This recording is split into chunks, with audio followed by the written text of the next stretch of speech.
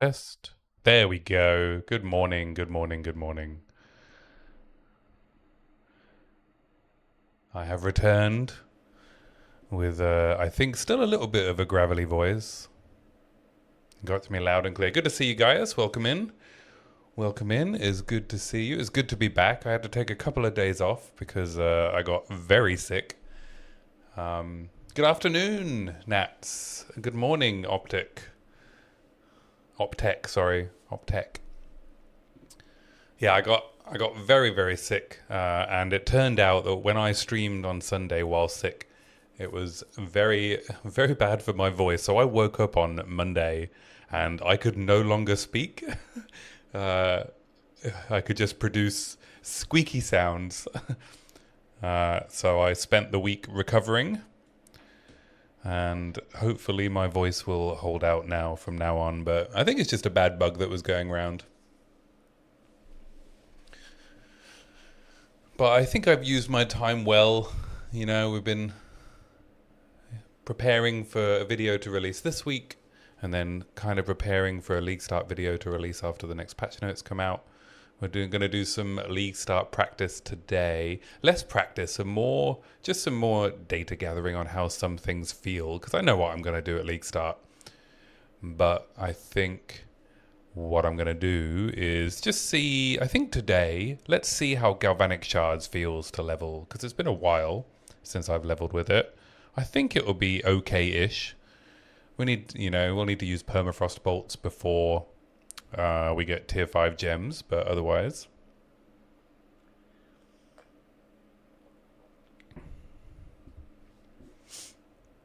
But I hope you're all very excited for not long to go now, right?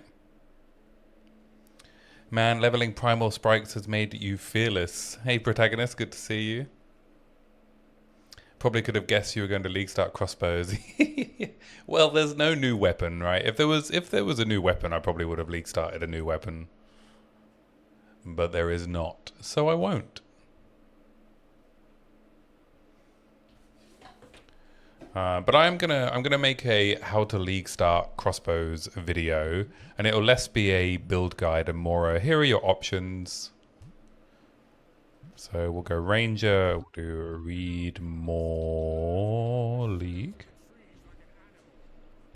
We'll do SSF Fate of the Val.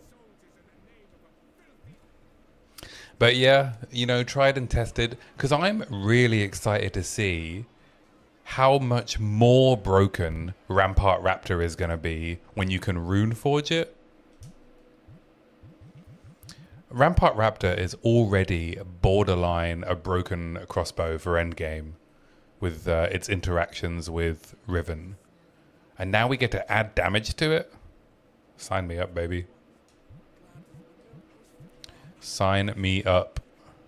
I have a feeling I'm going to absolutely melt the new endgame bosses. I'm still getting the unstable issues with my bitrate. I lowered the audio bitrate. We'll have to see if it makes a difference to the compression issues I was getting. I think I need to do some serious research into how to make my audio work a bit better in my streaming setup.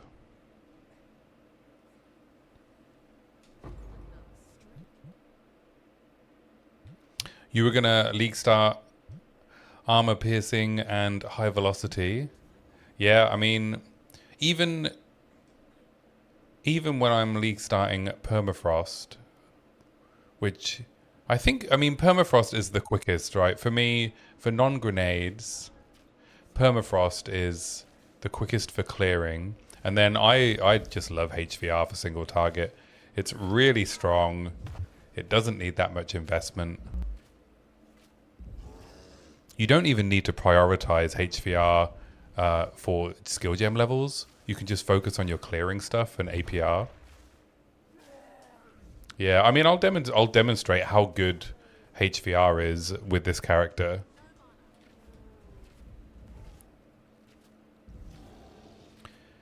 It's very strong. I've already done a little bit of testing this week. I haven't really been playing my Titan. I've just been re-rolling characters again and again. What I was trying to do, I was trying to get crossbow shot to work. And it's like, it's fine. But compared to the other options, like if you really wanted to level with crossbow shot as your clearing skill, I've kind of been making it work. Kind of.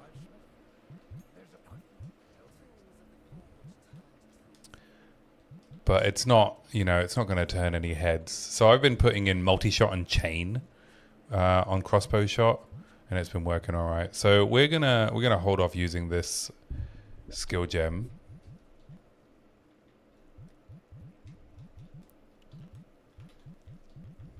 Until we get a crossbow. I'm just going to sell all this stuff. Look at that. 2 iron rings. Ooh, baby. So my stash tabs are set up quite nicely. So we'll just go and kill Amira. But yeah, I would highly recommend doing a Riven-based setup.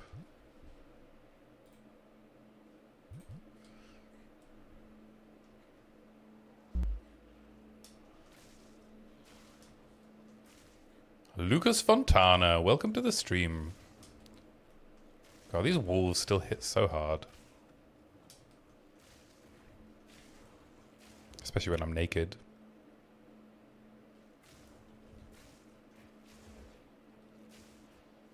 It's number 2 on your list behind Plants Varashta. I think Varashta will probably still be fine, even if ES gets a hit, right? What they said they were going to target with ES is recovery speed, or how easy it is to get recovery speed. But I don't think you need to worry about ascendancy-based recovery, right? Because I would not class that as easy. I think that's a benefit of playing the ascendancy, and I think they want power to come from ascendancies. Oh, we got a Lazuli ring and a pair of sandals. Oh, move speed. There we go. This game's so easy.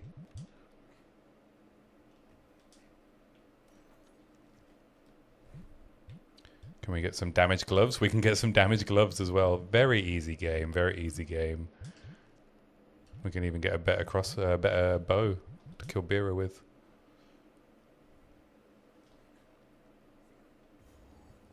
Get another skill gem from here.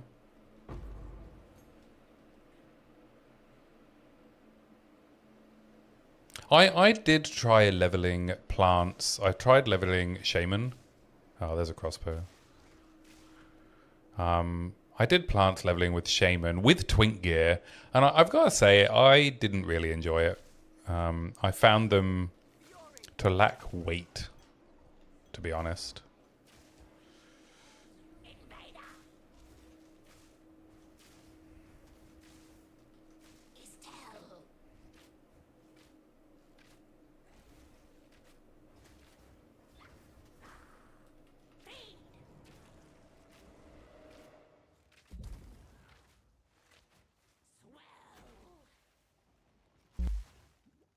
That could all the way out here. Good lord.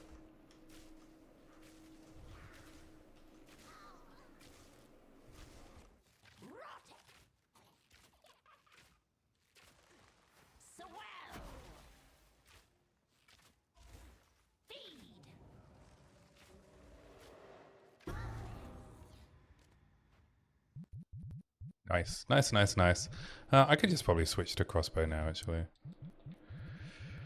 We'll just pretend that we just have a makeshift crossbow. We'll keep... Can I even drop this? I can't, can I? Oh, there we go. We can go get a support gem. From the old Mudborough. Yes, I've always been a controller player, Gaius.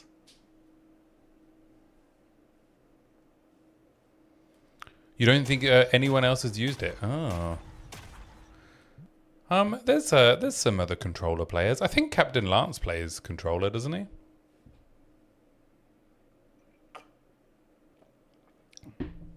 Sorry, I missed your messages. It wouldn't surprise you if they think that's too much easy power there and got more of the S you get from focus. Yeah, possibly, but they have, I mean, Verashita has the quicker recharge, right, built in, which I think they'll keep. And they might do something about CI. Yeah, I mean, I think they do need to do something about CI, to be honest. Ah, and there we go. Nats plays controller too. Nats is a fellow streamer / creator who plays controller. It's just good for your hands, you know? Alright, let's go dump some of this stuff in my inventory. Kind of spoiled with riches.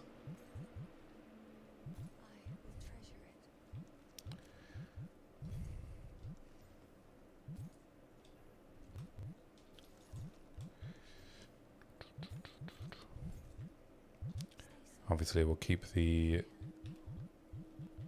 blacksmith whetstones. And then, I guess, what will I do? We'll do permafrost. Because if I switch to galvanic shards,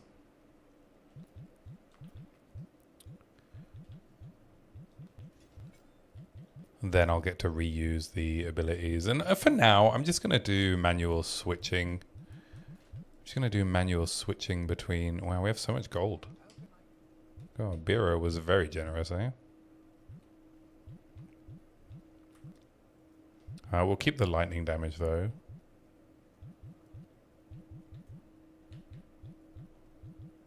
Move speed a rarity, but it's quite expensive.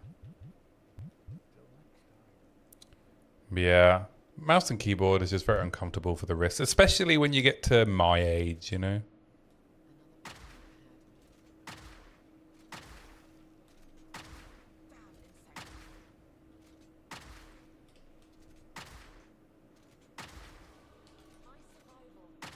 Ashenworth, welcome to the stream. When it works well, controller is so nice. Definitely good on most of Warrior. Problem I find is any accurate aiming required, like a leap slam, is just not working. Yeah, there are some sacrifices that must be made when playing controller with aiming things. There are, even with crossbow builds that I've made. I definitely know that things would be much easier if I was on mouse and keyboard. Like when I played my explosive shot builds, being able to place explosive shot would be so much better. And even frag rounds and permafrost, it doesn't always aim at the mob that I want it to, even if I'm pointing at it.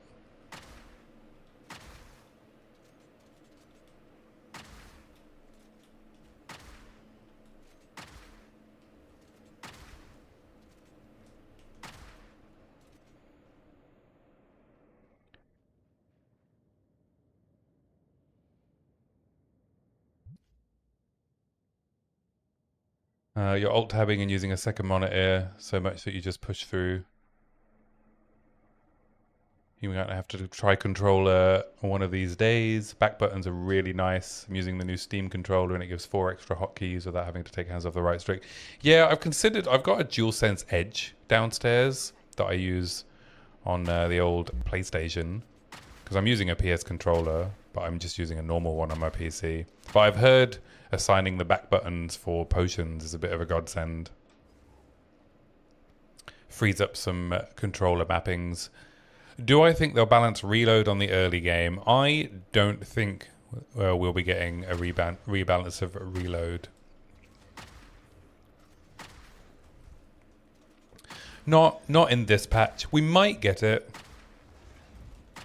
We might get it in one of the balance patches in mid 0.5.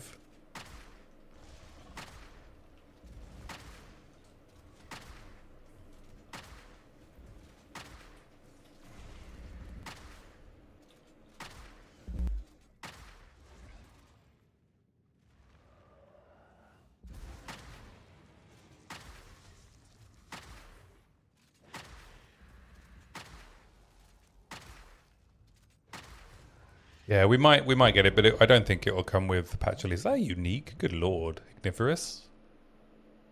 Mana regen. Light radius. Poggers. Absolute poggers. Look at that. Look at that.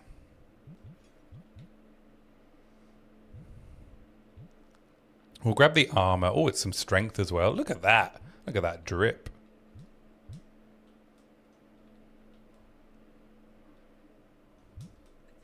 She got quite hench thighs, hasn't she?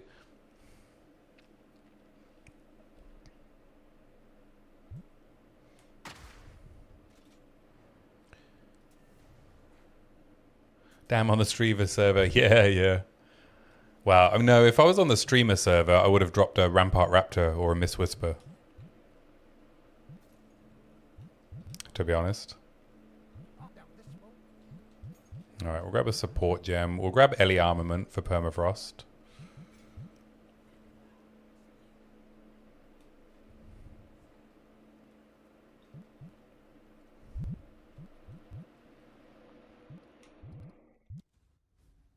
Are we all looking forward to the Grellwood update?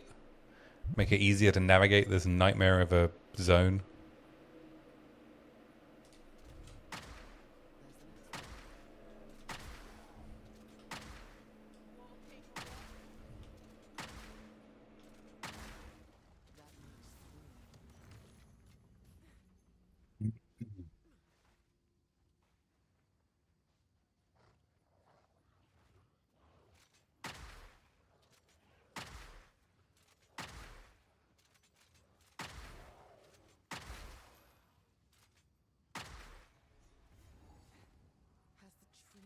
You swear you spent 8 minutes there every campaign. This is one of the worst layouts for the speedrunning community. Yeah, I always get lost here a lot. Sometimes, you know, by comparison to how annoying this can be, you know, you get really lucky and everything just kind of appears in the right place.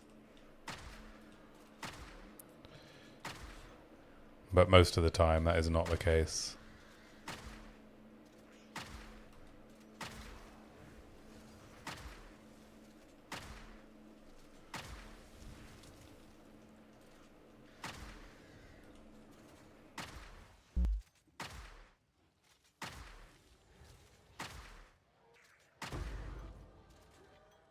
There we go, another support gem. Probably just grab Ice Bite.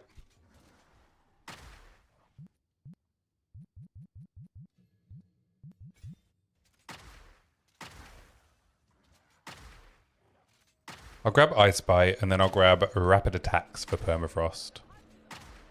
For frag rounds, not Permafrost.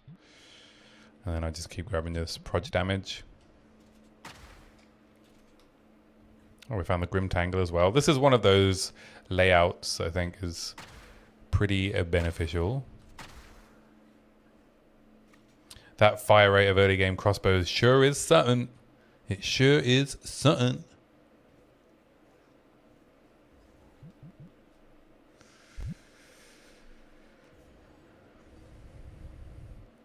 Yeah, I kind of just resigned myself to, you know, just enjoying the relaxing nature of waiting for reloads, you know. Practice my zen, my inner peace.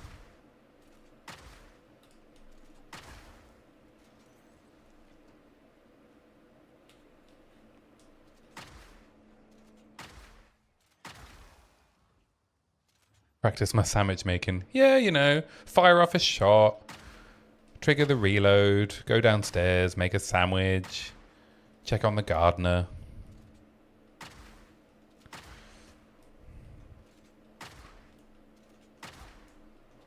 This is very bougie, but we have a landscaper in at the moment who's helping us redesign the garden we got with our house. And I'm very excited. He's very excited. We have so many beautiful flowers in our garden, and he's making them look much, much nicer. We got a bit overrun with weeds because, you know, I play Path of Exile too, so I ain't got no time for touching grass. Literally. So I need to get someone else to touch the grass for me. This is the life that we live, you know? Can't touch my own grass. I just need someone to make my grass look nice.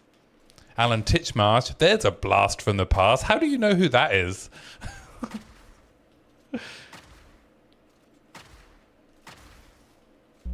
How I know that you don't live in the UK. How do you know who Alan Titchmarsh is? Wow. I met him once when I was in school. When I was in high school, I met Alan Titchmarsh.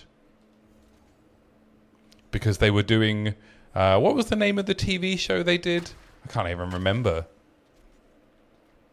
Where they go and like renovate people's gardens for them. But they were doing it to someone's house next to my school. And so we all got autographs. Garden Force, that was it. Oh, man. Yeah, Tommy.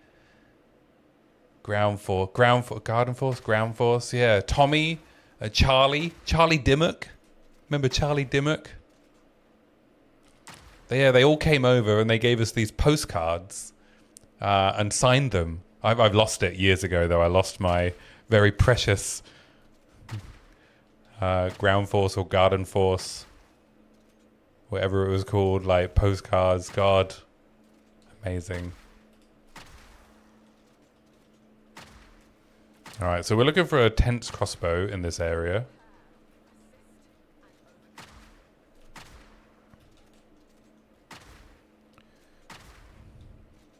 Yeah, I don't think I could in good conscience, even though I kind of made crossbow shot with chain work, I don't think in good conscience could I say that you should do it over just allocating permafrost and frag rounds. Even if you're going to switch to a different leveling setup, I think it's just so much better. It's just so much comfier.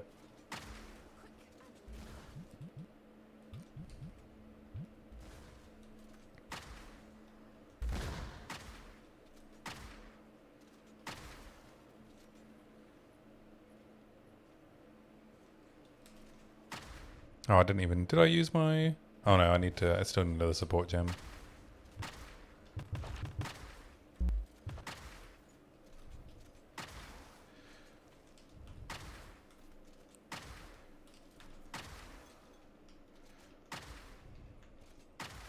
I've got to say, switching between the shots on one crossbow and putting them on two crossbows, until you get the benefits of things like Shard Scavenger and the Heralds, I can't say that I feel like it makes much of a speed difference. My inkling is that when you are using the same crossbow in both weapon slots, I get more delays when I switch between them into empty clips than I do switching in the same crossbow. Maybe I'm imagining it, but it feels like that.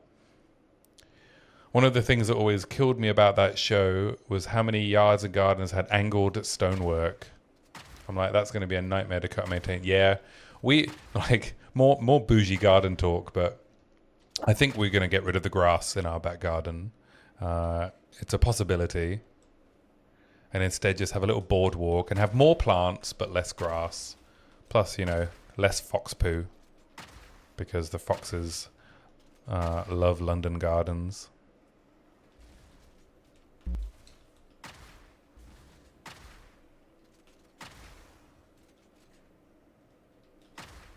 Probably shouldn't be killing all these enemies, but I'm not racing anyone, am I?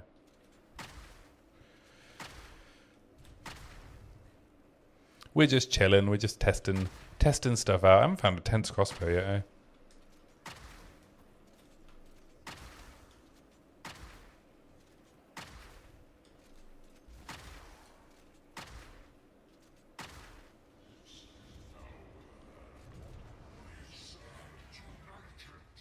Yeah, the old angled stonework. No good for mowing, eh? Yeah, we're thinking boardwalk. Boardwalk to our rear shed, which is currently a bit blocked off.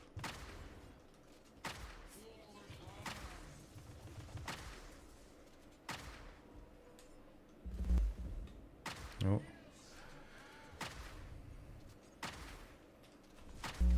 Oh, thought that had killed me. If you can group... Oh, fucking hell. If you can group these up, they can do quite a lot of damage to him, but I'm not playing very well. Getting hit by absolutely everything.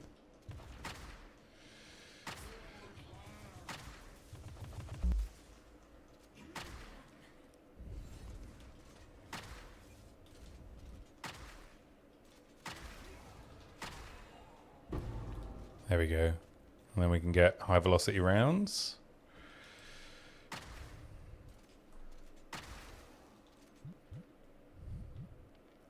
Oh, some more gloves.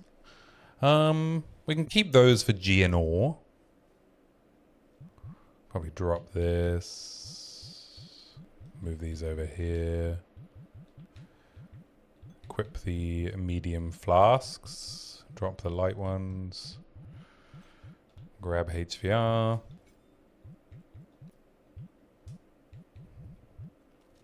So we'll ignore crossbow shot for now, and we'll just do the what I'll probably actually do for League Start.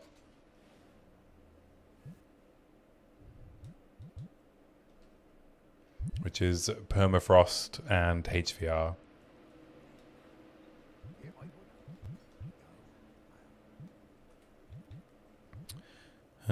We'll keep this. We'll keep those in our inventory. We'll sell these.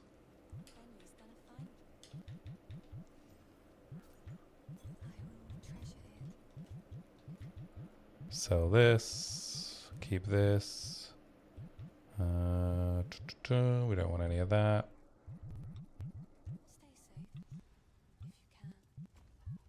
Get some proj speed, and then where are we going? Growwood.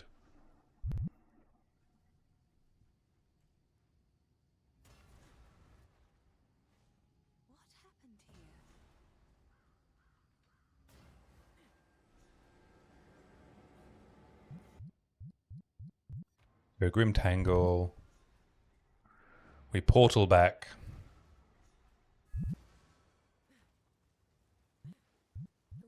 Talk to Una. Una Matata for the rest of your days.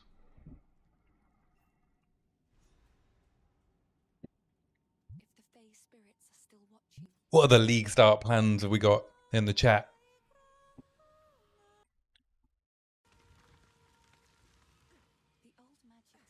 We got Gaius possibly doing crossbows or plants. Protagonist, do you know what you're doing yet? I thought Nats, I think I saw you were going to do, was it Huntress maybe? That ricochet projectiles don't double hit in PoE 2, but returned projectiles do. So if you can do returned projectiles, you can hit big enemies twice. And the iron-bound bow that they're bringing out returns projectiles.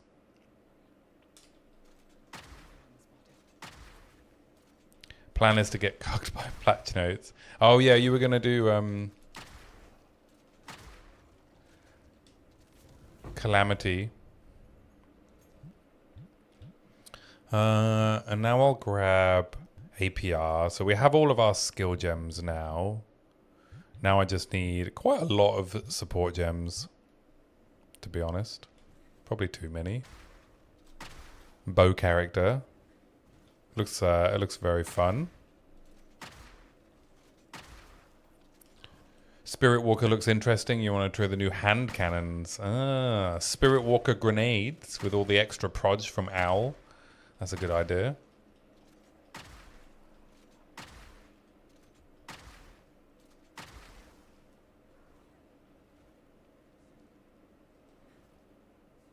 Good idea, Dosh. Yeah, it was probably them. Yeah, I think so. I left a comment on his video saying I wasn't sure whether returned projectiles could double hit, and so he sent me a video of them double hitting. that was me told.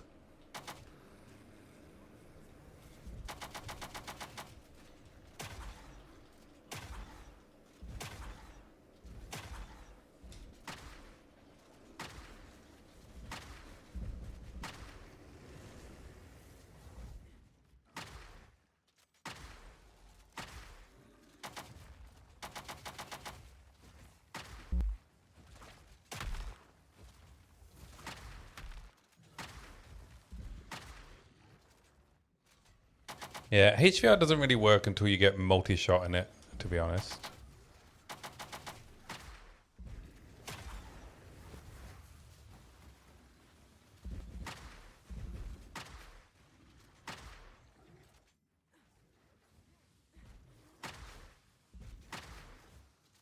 This is a bit slow going.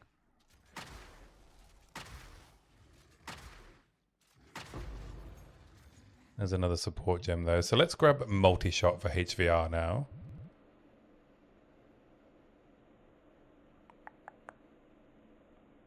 Can I read? No, I can't.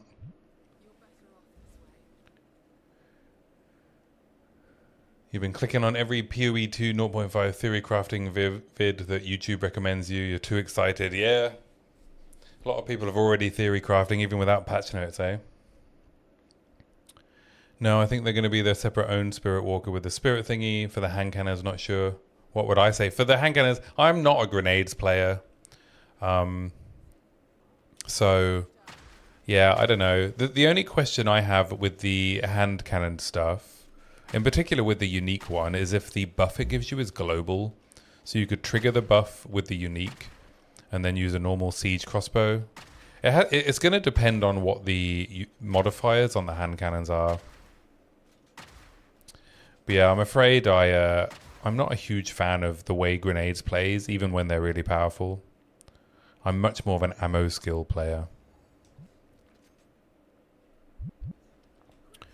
That's where my expertise lies. So if you have questions about ammo skills, then I'll probably have some ideas. Grenades, I don't know. I know tactician's always a safe bet.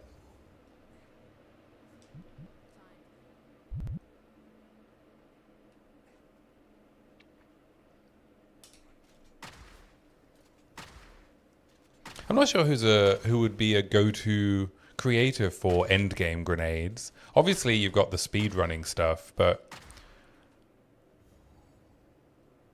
I mean, I know in 0.4, Blaze did a endgame tactician grenades character with the pin. I mean, yeah, pin does a lot of the heavy lifting, you know.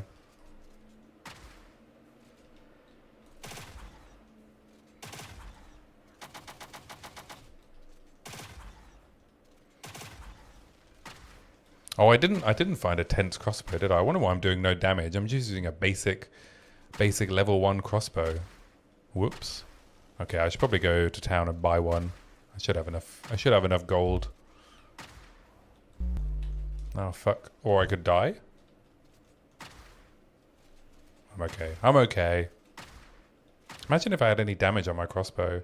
I don't use Frostbomb for exposure. No, I'm a very lazy player who doesn't really care if I'm very slow. I also haven't got any spare skill gems at the moment.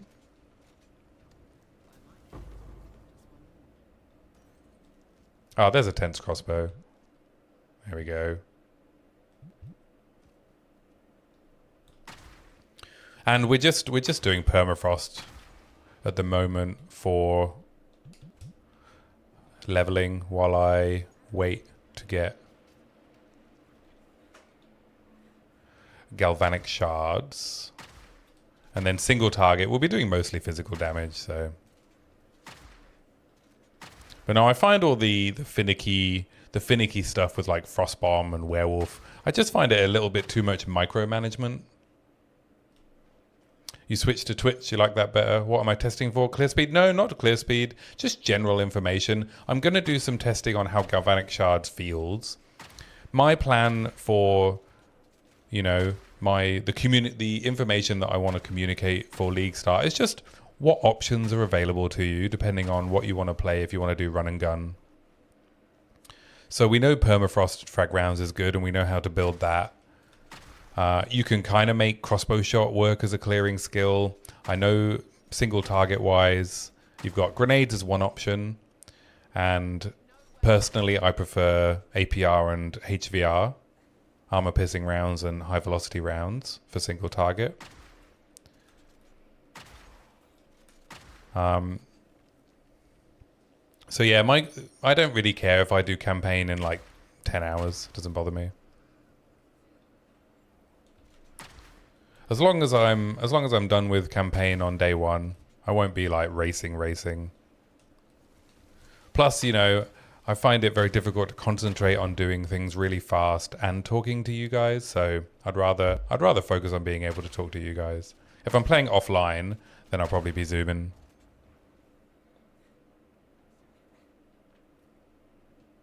What's my plan for League start?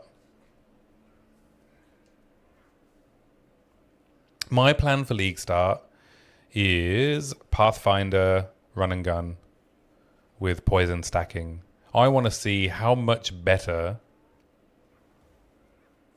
Rampart Raptor is Rune Forged. Oh, I just ran past the Tomb of the Console. Look at the light radius, what the light radius revealed to me with Igniferous. That would never have appeared on the map before, would it?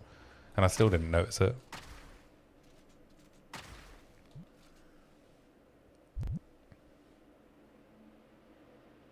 You're thinking of going permafrost fragmentation as League start. You got one already in the end game. It's kind of fun, but the big bosses are kind of slow. Yeah. So the way I solved that, I took permafrost frag rounds to end game a couple of times.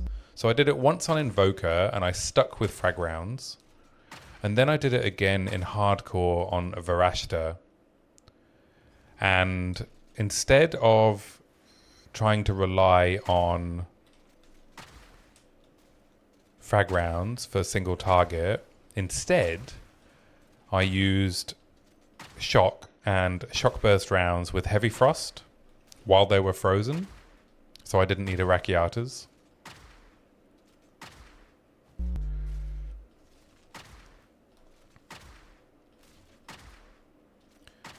So you freeze them, and you put the support gem.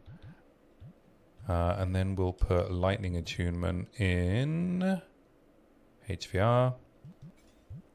Yeah, you freeze them, and then while they're frozen, use shock burst rounds to burst them down. And then you don't need to worry about scaling elemental and physical separately, because the problem with frag rounds is after the initial hit, you're scaling physical, not elemental anymore. And then sorry guys, I missed yours. Same with playing the finicky optimizations. You see Prada zooming around with Bone Shatter tech, but you never see yourself playing it. Yeah. The less I have to think when I'm leveling, the better. And I know if it was, I could just make it second nature to use those kind of optimizations. But alas, it's all right. It's all good. You know, I ain't going to be winning any races, but that's not the intention. I also have a lot of time to play at League start, so I don't need to worry about being too efficient. That's a luxury of having that extra time.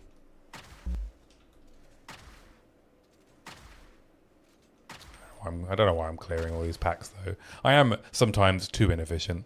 So, League start plans. I will be doing poison stacking at Pathfinder with armor piercing rounds for clear, with Herald of Plague, and HVR and fragmentation rounds, and massive poison stacks for single target. And I am predicting that they are not going to nerf Riven, and it will be just as broken as it was in 0.4. If not better, it will be a lot better. What I'm hoping for though is maybe we get some interesting Kalguran skills, like at least one skill that pairs nicely with poison. That would be nice.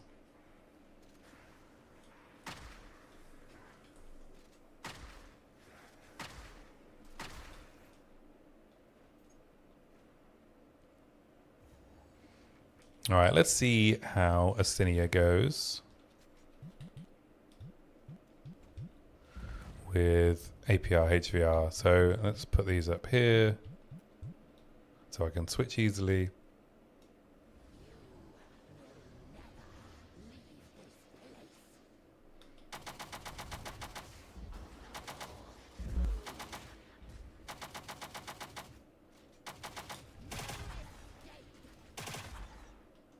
There we go. Here is the power of HVR. You don't even really need to break armor straight away until you can break it a lot quicker. It's probably not worth the extra time that you spend.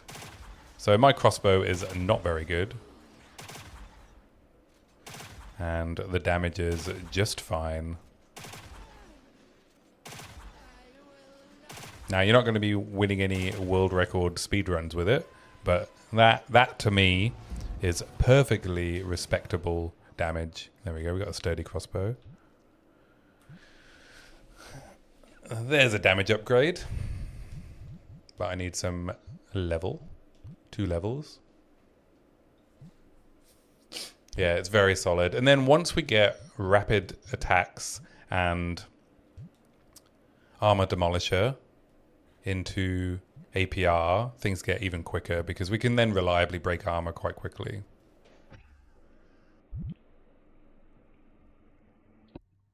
Still drinking honey and lemon to try and preserve my voice a bit. So I don't know if I'll go beyond 3 hours today just because I'm a bit worried about losing my voice again. I'm not fully recovered. Okay, we don't want to open an arcane strongbox. We don't really need that. Have I got a build? Yes, so if you do exclamation moba bandit, then it will link to my mobalytics and you'll see my 0.4 run and gun pathfinder. I don't imagine much will change, so you can use that for inspiration. Thank you for the follow, Sparty83.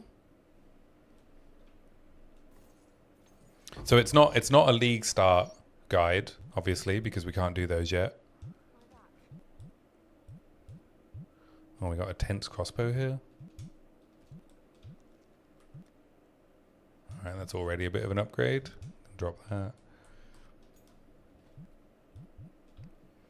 Alright, now we'll put armor demolisher in here. You're welcome, Bandit. You're welcome. Always happy to help. Always happy to share ideas and talk about builds. But what the guide doesn't have, because it's an endgame build, is leveling advice. So that is one of the things I'll be testing as well over the next couple of weeks, is when you can realistically make the switch to poison on Pathfinder. Because I like to play my builds as soon as I can, right? Rather than do a leveling build and then switch. So I will be testing that this week as well. First, I'm going to test Galvanic Shards, just see how that feels. So I can put complete information into the League Start Guide. And then we'll be actually doing the League Start build testing. Always fun to see the progression of your main skills. Exactly, right?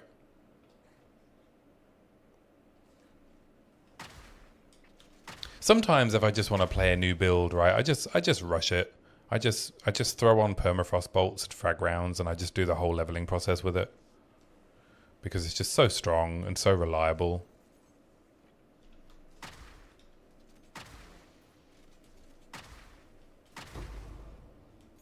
Oh, level 3 skill gem. Just throw in permafrost. Yeah, so it'll be like a how to league start run and gun without grenades. Because if you want to learn how to level with grenades, then I think the answer is just watch Guy That Dies play. Alright, let's pop back to town. I don't know where Draven is. You like how Ziggy brought up you can't always level with your main skills in the interview? Yeah. I think we talked about this last week, right, as well, where I think there's some good ideas out there. I think there was actually, I was having a chat on Discord about it. I think the most elegant solution for second characters is like heirloom skill gems. God, look at these boots. Cushy. Life and crit as well. Good lord.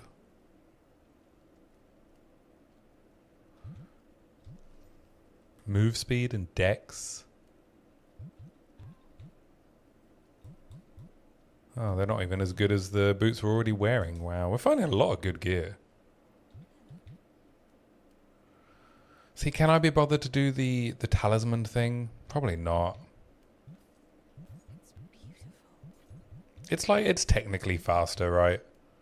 I'll probably put all that information into the video. Like, if you want to do these things, you can, but I don't tend to bother. Maybe that makes me a bad player, but I'm okay with it. I'm okay with vision approved gameplay.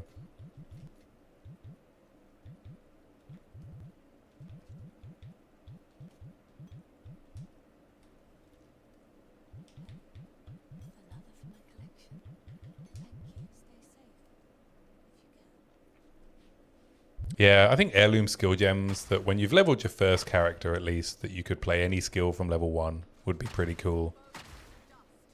Blasting through Geonor with like an endgame build but on level 10 would be pretty funny. I think a lot of people would enjoy that. I think it would increase player retention. I think having that option on your second character would help a lot with replayability for the campaign for a lot of people. Like, I don't think many people enjoy like feeling the need to use like a leveling build.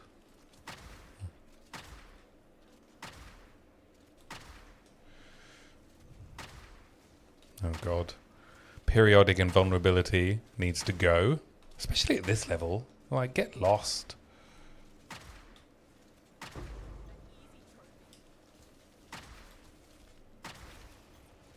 It's like, you're really going to make me fight periodically invulnerable enemies.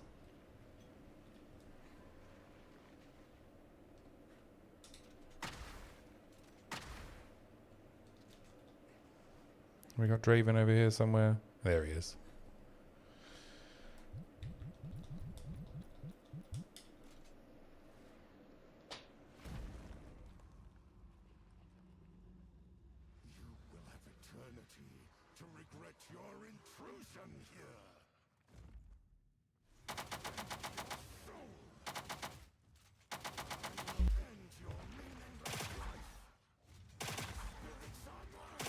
Oh, look at that damage.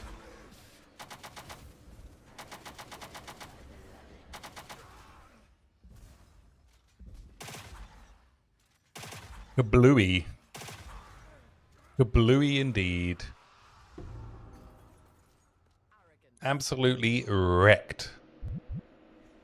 You just saw a video on the topic of creating a director's cut out of every game you play, meaning picking what you're interested in the game and leaving the other stuff purposefully aside, especially if it lessens the fun of playing the game.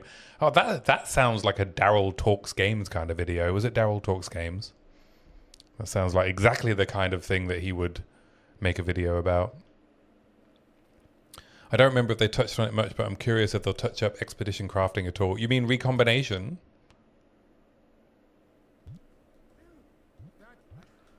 Yeah, I don't know if we'll see a change to recom. What are my thoughts about the end game that they showed? I think it looks absolutely like a bonkers amount of content. What I'm hoping for is that the bosses are sufficiently challenging, because I think we're getting a lot of player power. So I would hope, given that you can have unlimited goes, and on the questline pinnacles, I want them to work in a similar way to questline like Trial of Sekimas, right? If you fail the trial with the questline barrier, then you get to try again without needing to find another key.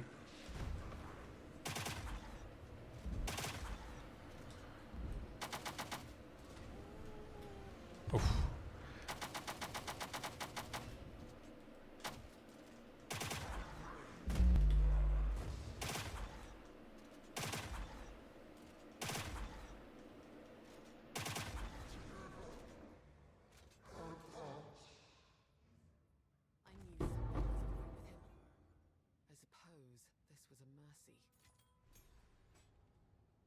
So yeah, if you get unlimited attempts, sorry, I just lost my train of thought because I thought I was going to get killed. Yeah, if you get unlimited attempts on the main questline boss, then I would expect the difficulty, I would hope maybe to be around T3 with the kind of difficulty, the player power we're going to be getting, and then the post questline boss to be maybe like the old T4 or even harder. And then in the future we get like actual Ubers, would be quite cool.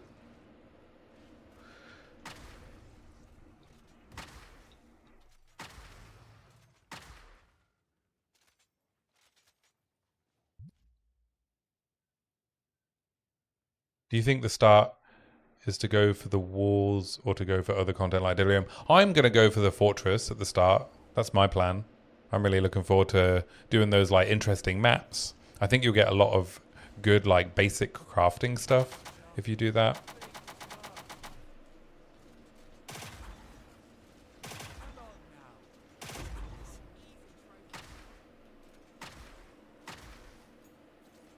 All right, now we can put rapid attacks into APR.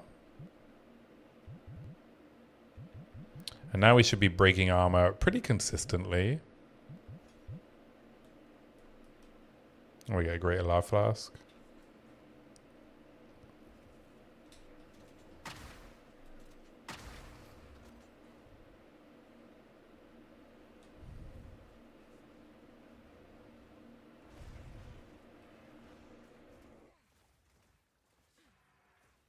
We level 10 yet? Not yet.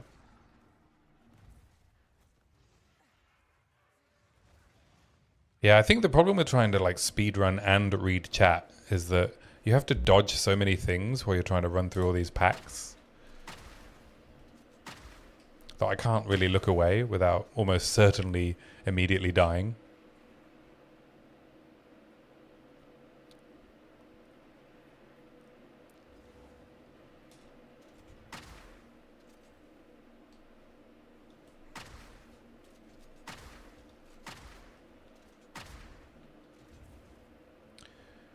You were confused about, let me catch up with chat.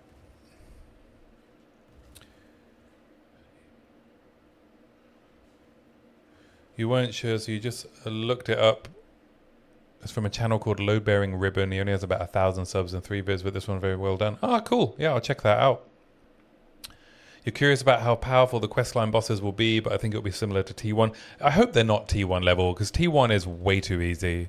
For most builds, I think T1 is a bit too easy, and especially when you fight them, even with the new questline, like allowing you to fight them sooner, I think you're going to end up fighting them at quite a high player power level. Plus, there's so many streamlined ways to like improve your build in the early end game now. I think, yeah, they need to be at least T2, if not T3, and then harder for post questline. Especially if you can just try as many times as you want, right? Then it can be, you're not losing the access because you're doing it via the quest. So as long as you're not losing access to the boss, they can make them harder, right? I think the reason T1 is so easy is because they're gating your access to Atlas passives.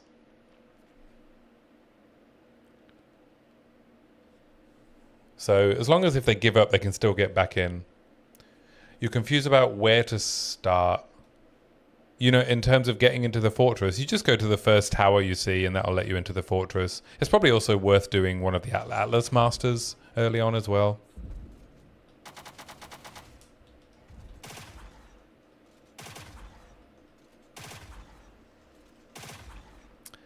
Urgle Durgle. Hey man, good to see you. I'm doing well. How are you doing? Can't they say you're looking forward to the porcupines again? Which porcupines?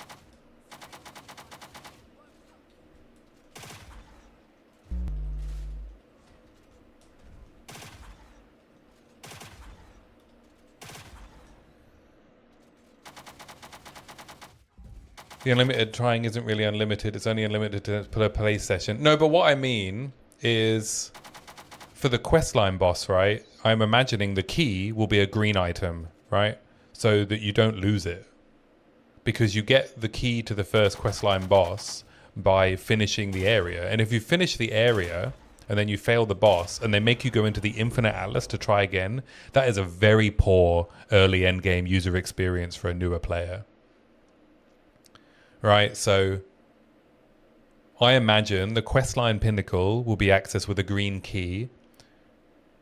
And then you just, if you fail in that session, right, and you have to leave, then you can get the green key again as long as you've done the questline. That's what I expect it to work like.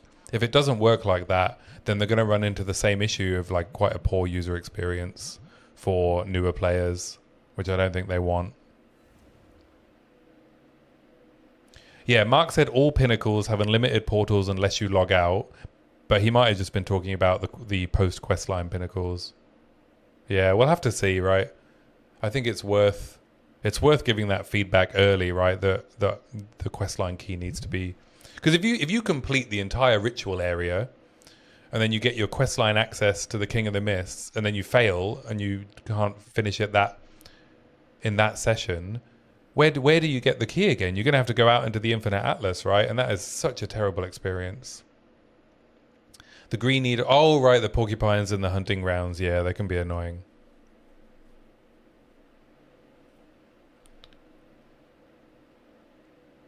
I would assume the questline version of the boss to have unlimited tries. Yeah, I would say it would need to. But yeah, we don't know what they're planning, right? But I would hope it works the way I've said.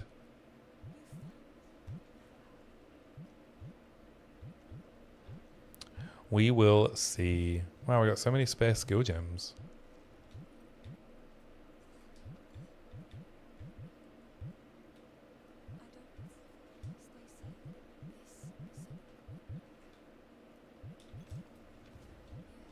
Alright, let's sell all this stuff. Loads and loads of money.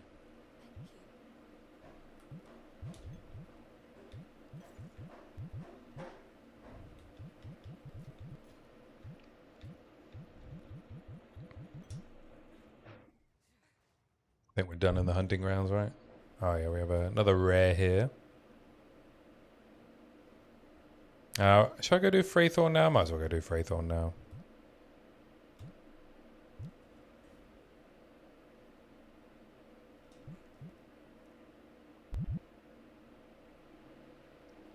They were clear, no, you can try as many times as you like, but if the instance times out, then it's over. But what I'm saying is there's a questline version of the Pinnacle. So I guess the question is, how does it work in PoE 1 with like the questline versions of Searing Exarch and Eater of Worlds? Do you have to do the whole quest again if you fail them? You do, right? Or do you just get another key for free if you fail?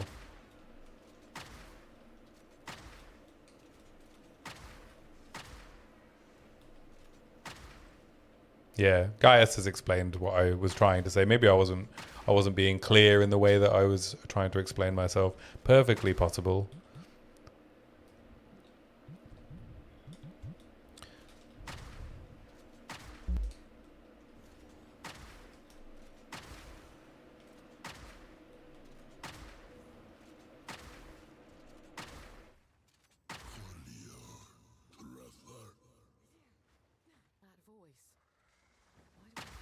But we'll see. We'll see. I just feel like, yeah, if they're gating it, but maybe if it doesn't gate Atlas passive points, maybe they don't need to. We'll have to see what the relationship is between killing the Pinnacle and getting the last of your passive points. But yeah, I think I'm gonna go Fortress early because I want to experience the newest of the new.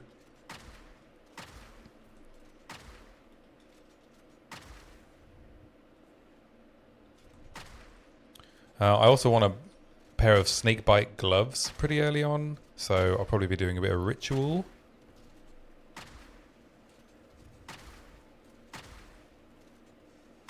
We'll also want Rampart Raptors, so I know you could just buy them from trade, but it's fun to farm your own gear.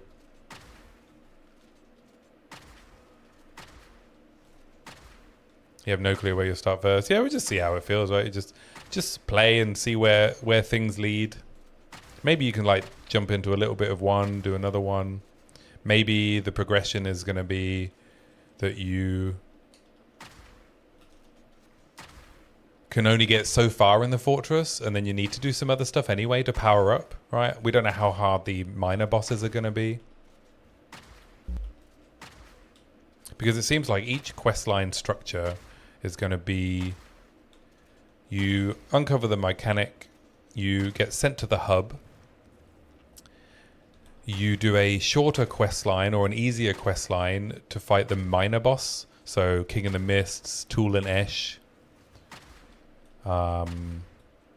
simulacrums, and then when you've done the minor boss, then you get on a harder questline to then fight the true Pinnacle boss. And then after that, you can trigger, I guess, either quest line to get the minor bosses or the major boss.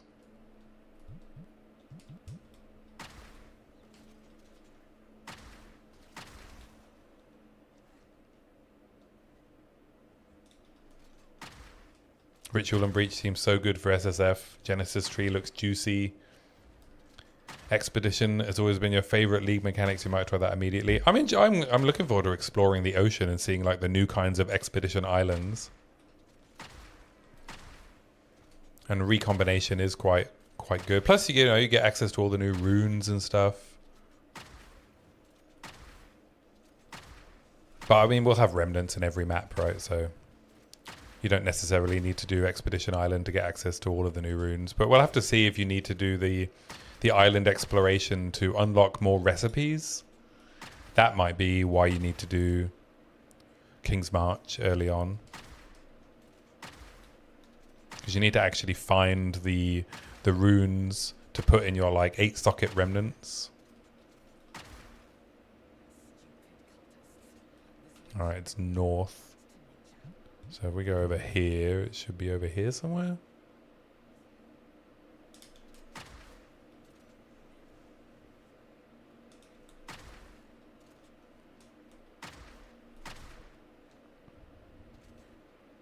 You wonder how they'll do the Atlas and League mechanics while you're doing island exploration. You mean if there'll be like maps on the islands that can spawn normal League mechanics?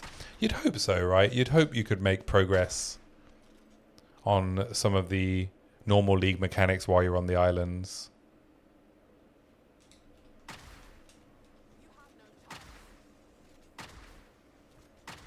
Deterministically getting level 20 skill gems is huge, right? Yeah, we saw that in the preview. The inscriptions that get level 20 gems. Who knows how rare they're going to be, but yeah, getting a way to get those. They're a bit too rare, really, aren't they? Especially level 20 spirit gems.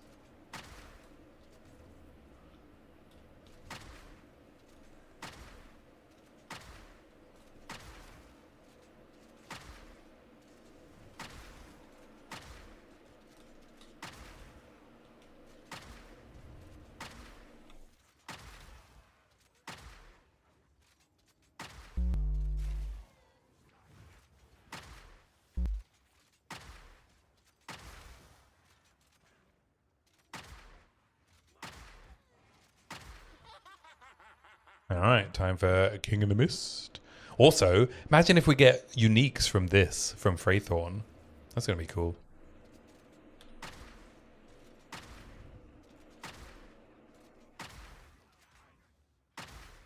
Imagine getting like a little build enabling unique or a build helping unique, like nice and early.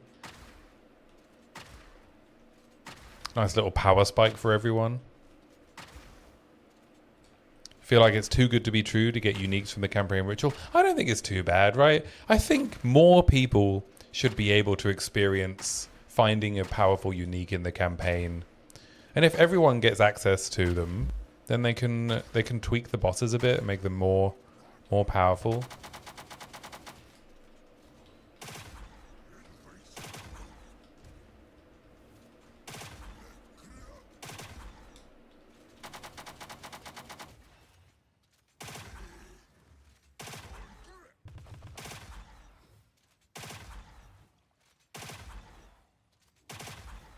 We'll see. We will see. It would be weird for them to change ritual and still have it give you like rares and magics in campaign. I want a unique. Give me a unique.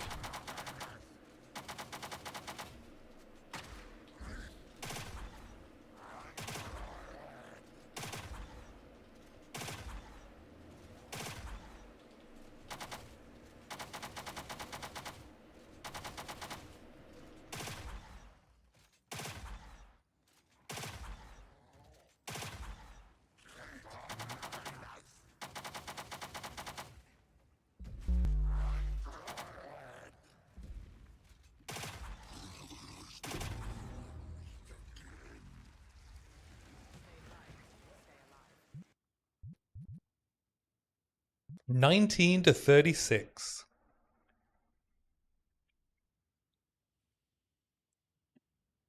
Is that better than this?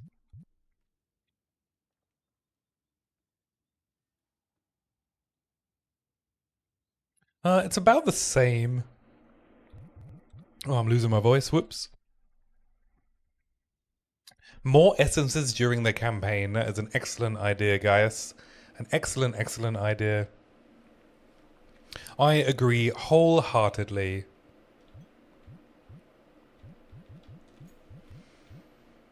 So this is +2 proj, and this is attack speed, but it's all fizz, baby, and this is fire and cold.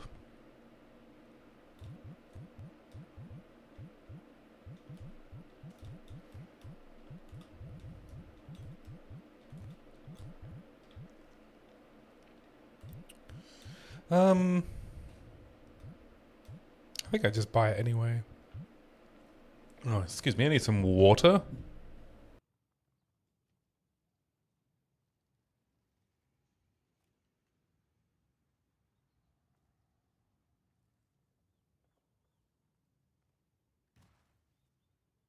Oh, we are at break time, so give me a sec. I'm going to port back to town. We'll go to Ogham Farmlands, and then I'll run a 3-minute break.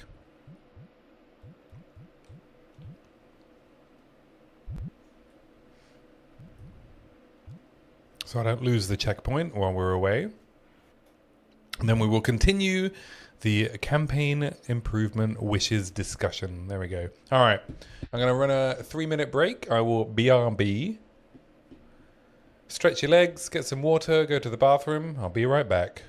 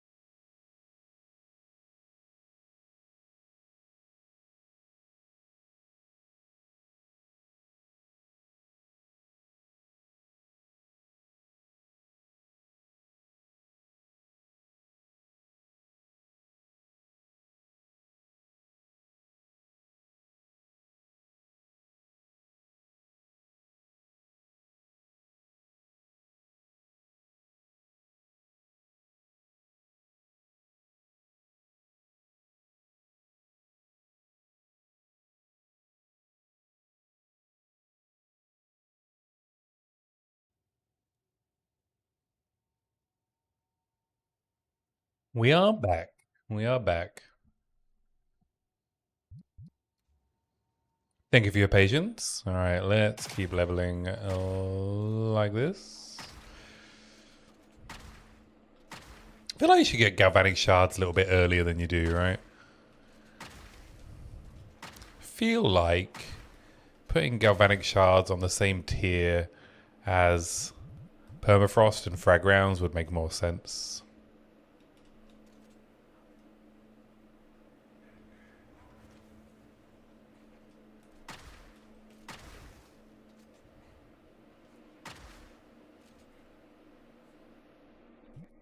Oh yeah, we can equip a better crossbow, can't we? Let's have a look. So 99, 90, it's exactly the same, right? I think I'd rather have the flat fizz and attack speed. Galvanic shards is really cool on your list to try on Witch Hunter one day.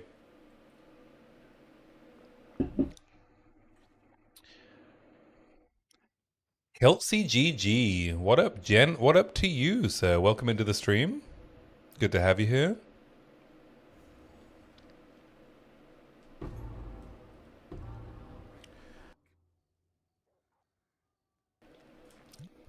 Oh, I've run out of space. Me pockets are full.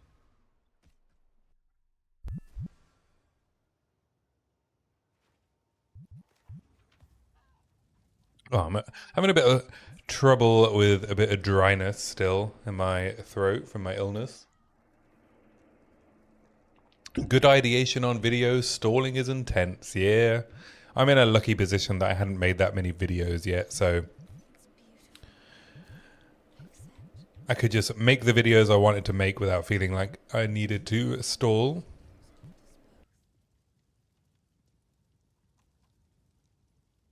Oh, good lord.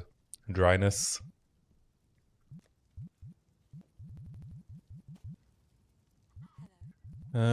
Let's... Well, we can throw it in armor-piercing rounds, actually. I like to do that first. I should probably be grabbing Herald of Thunder on my Spirit Reservation because we are planning on going Galvanic Shards. If I wasn't going Galvanic Shards, then I would take Attrition. Controller stash UI is so clean. Yeah, I mean, I actually prefer the normal. I prefer the normal stash UI. 4 to 7 lightning. I'm gonna buy these. Versus a fire damage. Fire, cold, lightning. Oh, triple rares. Yes, please. Oh shit, I shouldn't have done that. Whoops. That was all my gold. I didn't realize they were 5k gold. That was stupid. That was very stupid. Now I got no gold. Whoops. Have I chose my build for League Start or am I just testing? Yes, I know what I'm going to be playing for League Start. What I'm doing is I'm testing the various crossbow leveling methods just so I can put together a bit of an info video to offer people options depending on what they want to level as. So we're just going to be doing a bit of galvanic shards today, but I know that I'll be leveling a poison crossbow pathfinder. And I'll be following a very similar trajectory to the path I'm taking now. So where we're going to head up to is we're going to go through move speed. And we're going to head up here. I'm going to grab this surpassing chance for an extra projectile.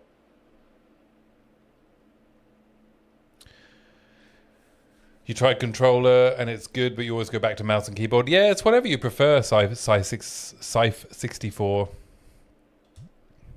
You know, I much prefer controller. I know you get much more fine control as mouse and keyboard, so it's hard if you're used to that.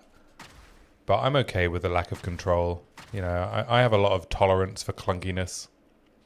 And Josh Gok, you tried crossbow a bit yesterday and it does not feel good in Act 1. It has its limitations for sure. We can get a skill gem if we kill the rare here.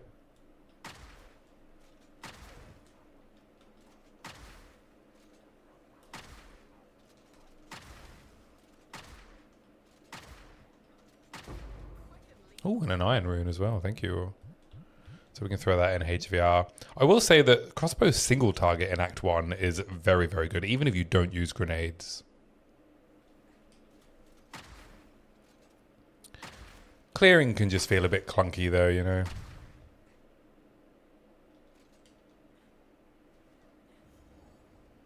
I got sunshine in a bag. You were messing with Monk and Huntress, but still not sure. Last league you played Stormweaver. Yeah, I see a lot of people testing Monk leveling.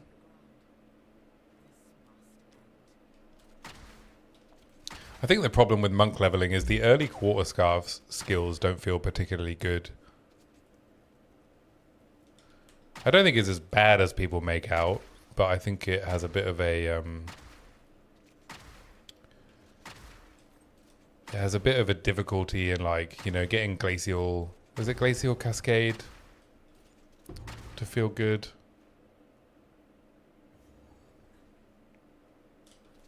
I definitely have struggled with Monk leveling in the past, especially with Quarterstaffs.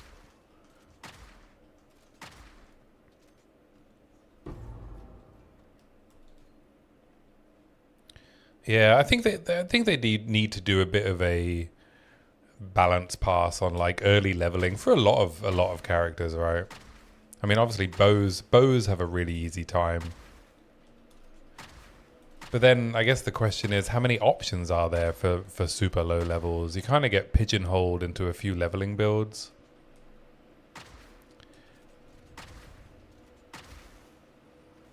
Feeling glad I got sunshine in a bag.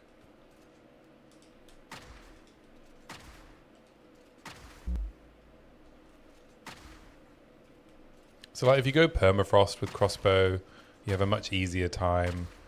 I did a bit of leveling testing this week with crossbow shot, with multi-shot and chain. And it's like, it's okay. It's really good if you have a good crossbow, but I mean any skill is good if you have a good crossbow. Oh, we got an iron ring. Alright, let's replace one of these Lazulis.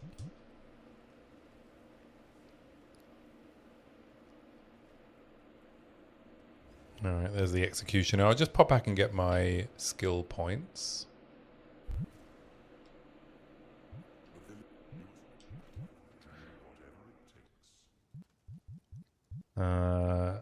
Turn in our ground loot. So I could also grab 20% attack damage here, which I will do, because why not? The problem with Ranger start for crossbows is like, there isn't as much damage here as there is on Witch Hunter start. Witch Hunter start has a really, really good early projectile damage nodes. And then you got like a whole two-handed set over here. You head down to reload speed. The problem with early crossbows is definitely attack speed and reload speed, right? That's why they feel so clunky to play. You want to take a Storm Rune pretty much all of the time. I can't think of many reasons you wouldn't take Storm Rune with your blank rune.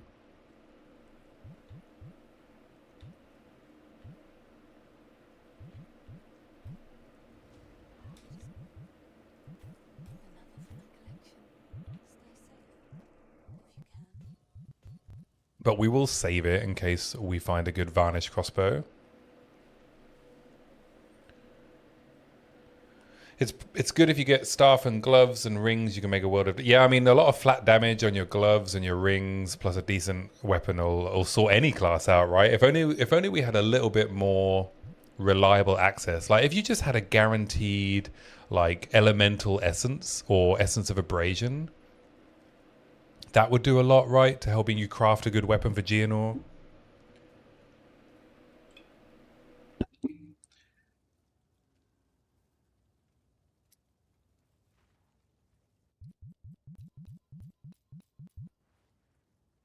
Am I on PC with a PlayStation controller? Yes, I am.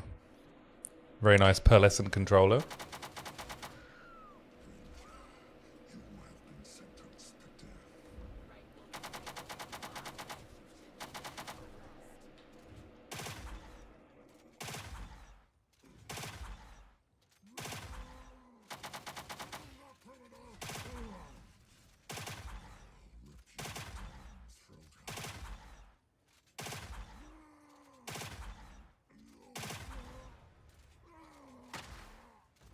Very easy executioner.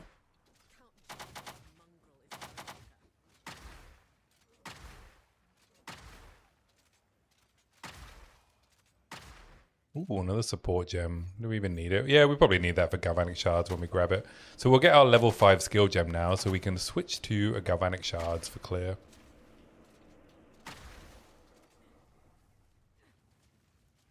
And we'll see how that feels. I think I'm going to start Merc and do a run and gun build. Might start with bows though.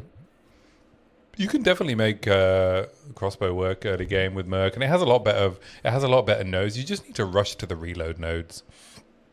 But yeah, I mean, you can't actually make it to the reload nodes unless you give up damage on Merc in Act 1, so I can see why it feels bad.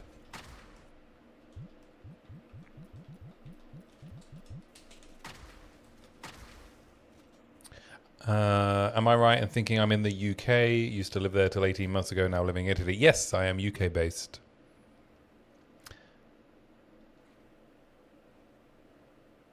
Am I on...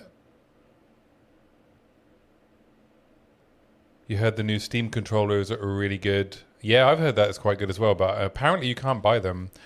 But I'm happy with PlayStation control. I find the PlayStation controller very ergonomic for my hands. It's just perfectly sized for my hands. You still have your old PS4 controllers, but they're kind of worn out now. Yeah, I don't know if PS4 controllers are quite as ergonomic as DualSense on the PS5. It's been a long time since I've held a PS4 controller. I should go and get galvanic shards. Wait, no, I need to be level 14, right, for tier 5. So I probably need to get a bit of XP first. Yeah, I need to be level 14.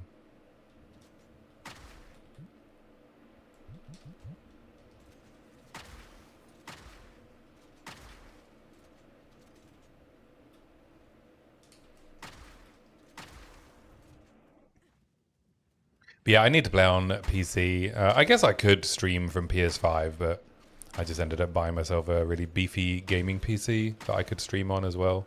When I first switched to... I was playing on PS5 for a long time. I played all of 0.1 on PS5.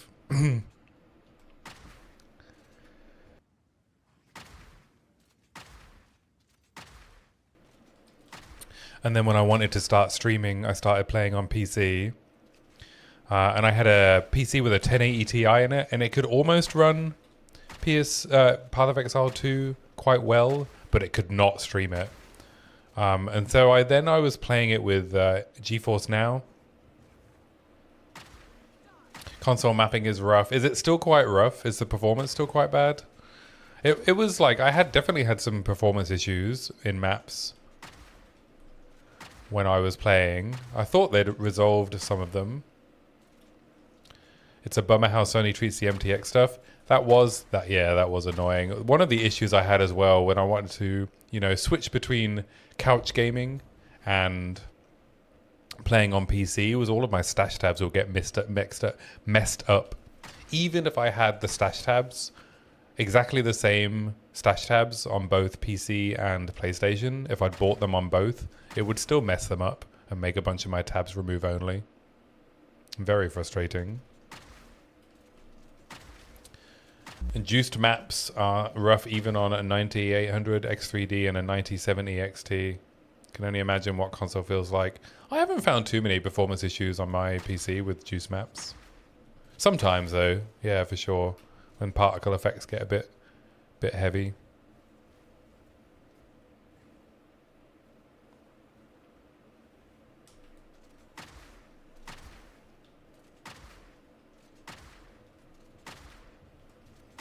God, the amount of times I freeze a mob and then it just refuses to shoot my fragmentation rounds at it.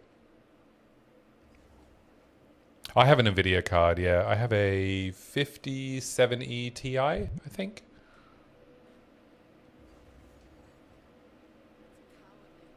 Pretty sure that's what I bought. It's quite a good PC, and I have a 9800 X3D as well. Or do I have a better one than that? I don't know. I bought whatever. Yeah, I have a beefy rig. System info.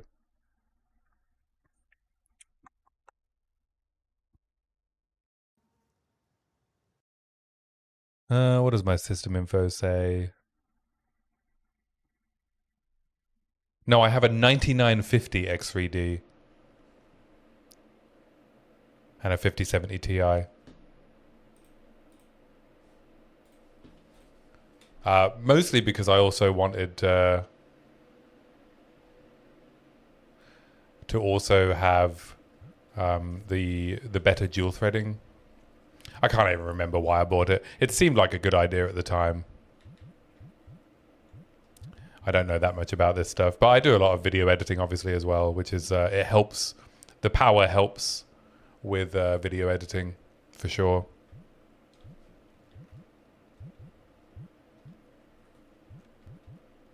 My rendering when I'm editing in DaVinci Resolve is very, very fast, as is my like live editing capability.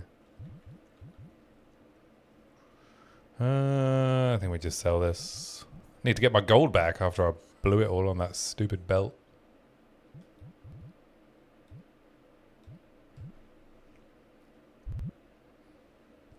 This song is so nostalgic. Yeah. Yeah, I love this song. I love electro swing. Felt like an electro swing day.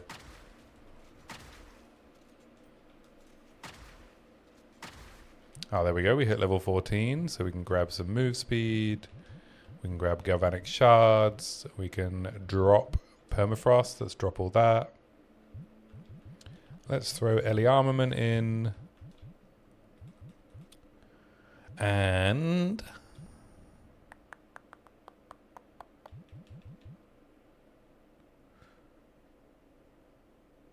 I guess innovate. Do we want Ellie armament innovate?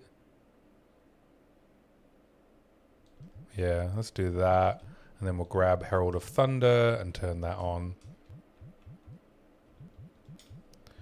And then on Herald of Thunder, we can throw Ellie armament in that as well.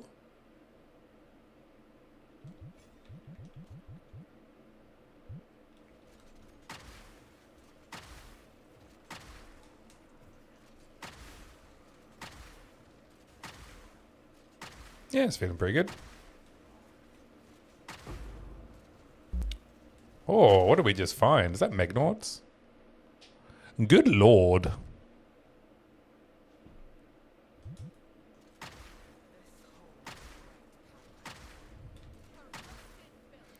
God, Galvanic eats through mana though, eh?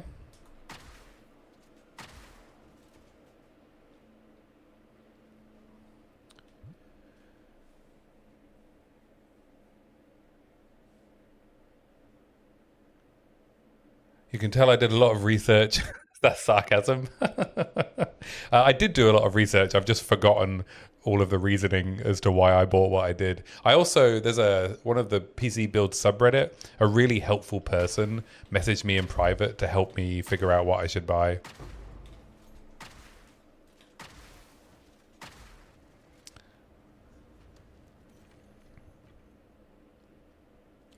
Very comfy, not outrageously expensive. 1,200 euros isn't very inexpensive either. It was cheaper than that when I bought it.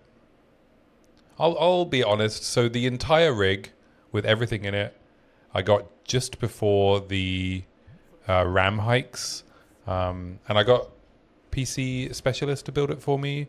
It was £2,500.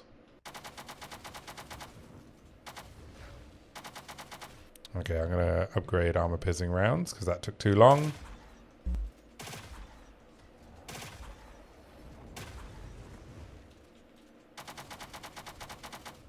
That's better.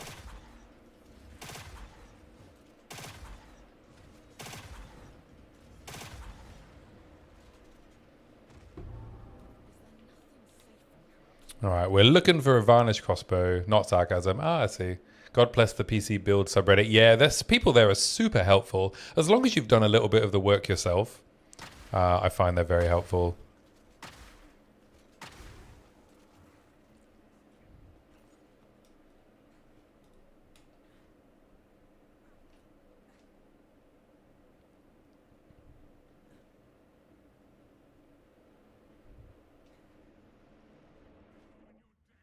Helped me a lot on your build and previous one that got you into PC gaming. Yeah, they're really helpful. You don't play much these days, and what you do is pretty old school stuff. Yeah, so the reason I got a powerful rig was because I knew I was going to be streaming a lot. I wanted to be able to stream in good quality while playing a pretty CPU intensive game. I also knew I wanted to get into a lot more video editing, so I wanted that to just be a smoother experience. And I am blessed with a pretty good job, so it didn't seem like a huge outlay for me. Plus my last PC had lasted me so long, right? My last PC was a 1080 Ti PC, so you can imagine how old it was. I bought the 1080 Ti when it came out.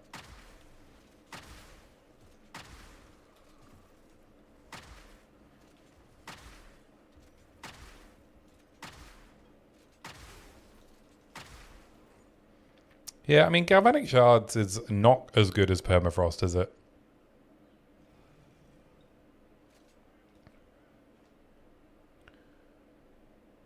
That sounds fair. You took early retirements. You're now living in Italy. Oh, lovely. Very nice. Whereabouts in Italy? Are you one of the Lake Como people? I have a few friends that decided they wanted to move to Lake Como. Ah, Rome. Ah, you're a big city boy.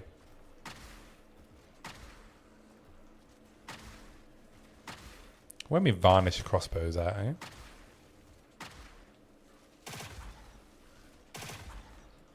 What we can do is we can do galvanic shards, and then we can just use HVR when we run into a rare that we're having a bit of trouble killing. Better hit the road and go. Hit the road, Jack. Don't you come back.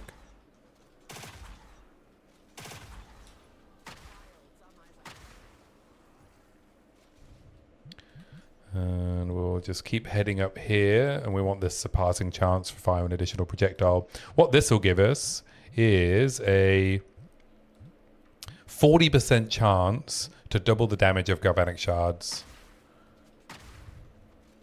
effectively.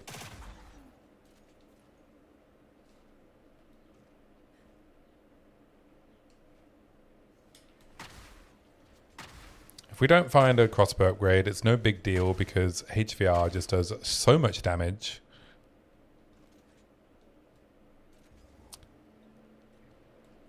Hated Greatness raided me with a party of 9. Hey, Hated Greatness. Thank you for the raid. I really appreciate that. How are you doing today?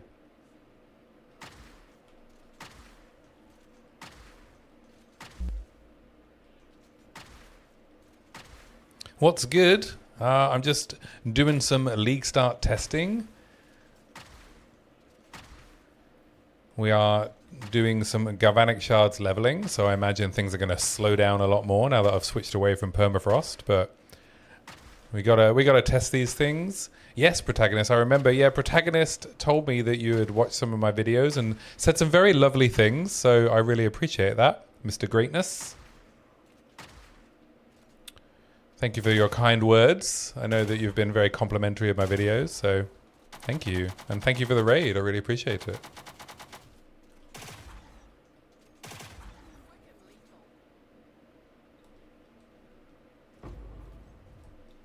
I will try and keep them coming. Now I feel a bit of pressure, you know, that my last few videos have done so well. Feeling that pressure to release something that's as good, and I'm worried that the next one I'm going to release is going to be a flop. But I've made my first Jonathan Rogers face swap thumbnail.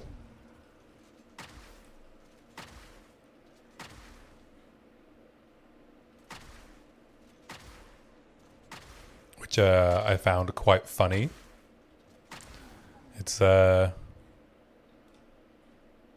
he is appearing as a god behind the new arbiter of divinity. That is my Jonathan Rogers face swap. The face swap means. Do you want to see? You want a sneak preview of my new of my new thumbnail? All right, let me open it up. I don't mind giving you guys a little sneak preview of the new thumbnail. I'm pretty proud of it.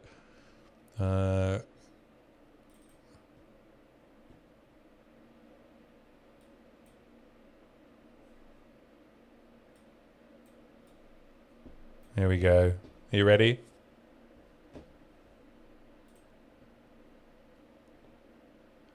Kablooey. What do you think to this?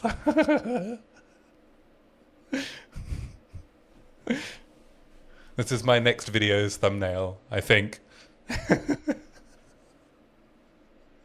I was pretty proud of it. I took the screenshot from the reveal trailer.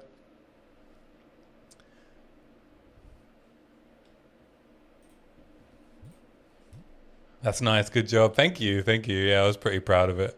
I was trying to figure out the best way to do it.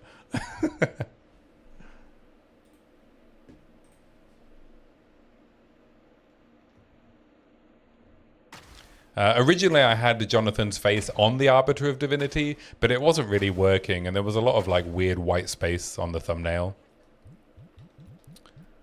But yeah, we'll see. I mean, the video's mostly... Is this similar to Wooly's build? I'm not sure which is Wooly's build. It's similar to my own build that I've been running since 0.3. But if you tell me what Wooly's build is, I'll tell you if it's similar.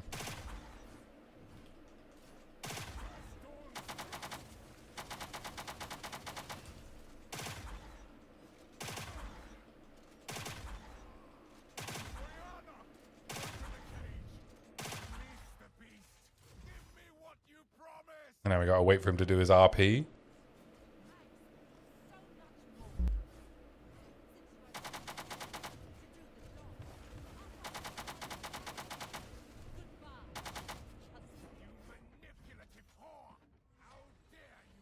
Anyone wants to go make a sandwich? This is the time. There we go.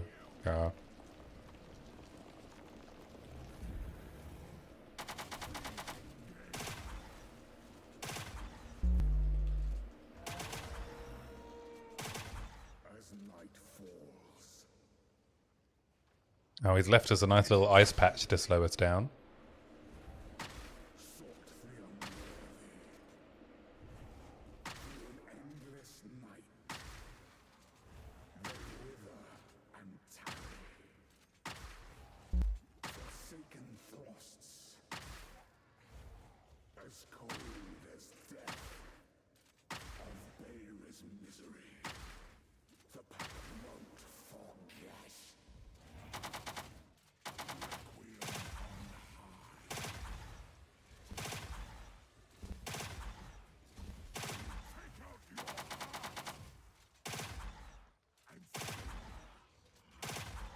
It should be down soon. Maybe we'll skip the second poetry, but we'll see.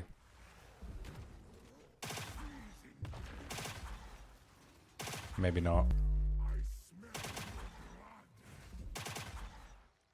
Oh no, we should do. We should skip it. There we go.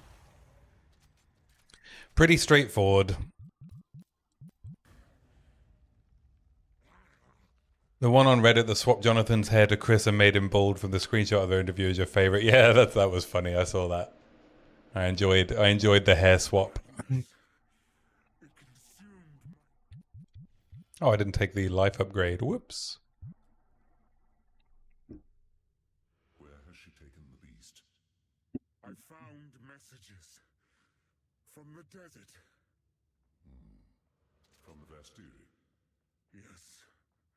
Find her. Kill her. But first... Take your time, Mr. Hooded One. Take your time. We ain't got anywhere to be. I mean, that was a pretty slow Act 1, eh? 1 hour 37. That seems to be pretty average when I'm trying to talk at the same time as playing. Let us return to Clearfell to make our preparations.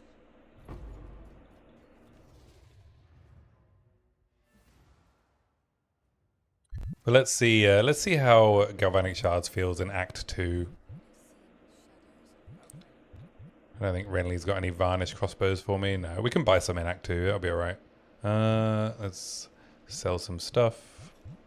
Because it's easier to sell it here. Ooh, armor and energy shield and fire res. That'll be nice. Fire, cold, rarity. Yeah, we'll take that. It just seems better to just stack armor in the early game than anything else.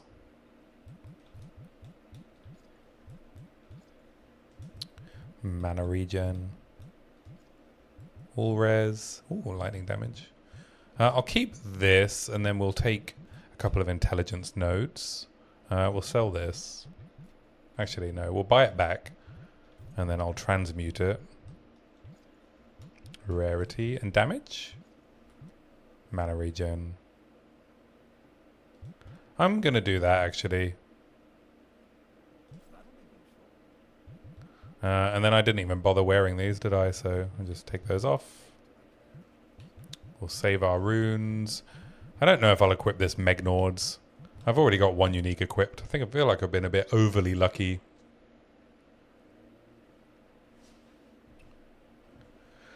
Welcome to the stream, Undone123. Good to have you here. If you were playing with other people, what would I league start? If I was playing with other people...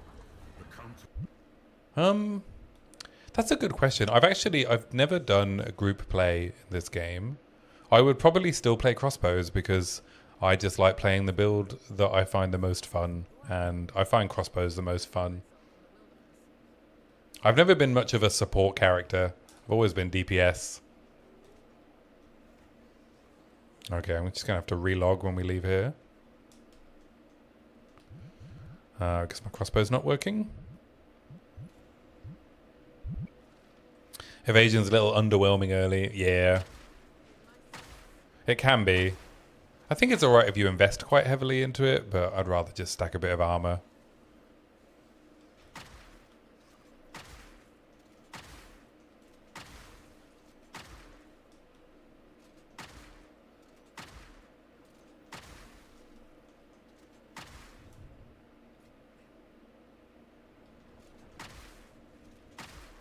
Yeah, I think it's best to just either equip energy shield gear or armor gear early on. I think you're going to have a much easier time that way. Right, even though Gianor rewards stacking a bit of cold res, he also really rewards stacking armor because he does quite a bit of physical damage on top of the cold damage. What are the group play archetypes now? Yeah, that's a good question. It's not something I've ever really looked into. I don't know anything about group play, I'll be completely honest. I could pretend, but... I know people have been talking about how the new Remnant stuff... What was it? That new chest that they just showcased? Reverie? That's quite good for group play, right? You could be like a armor, defenses, heal bot kind of thing. But that's really an end game thing, isn't it? I'm not sure. If you were leveling with people, I'm not sure. You could probably get away with playing anything, right?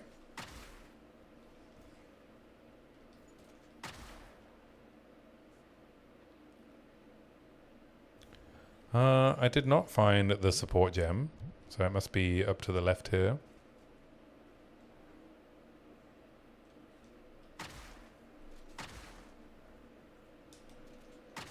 I think Galvanic Shards might be one of the few crossbow abilities where I would be willing to equip a Dyad crossbow.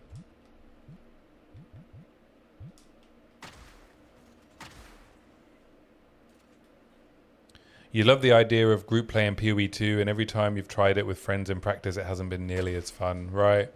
I mean, lots of people use it for like Empyrean, right? Empyrean is a great resource for group play, I guess. Him and his team dominate the market early in new leagues.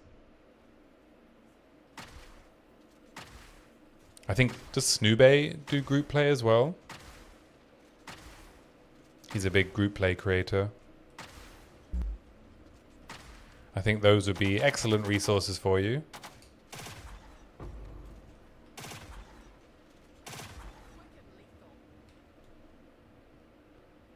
I don't know if Snoobe is even online right now. He might be. He seems to stream at similar times.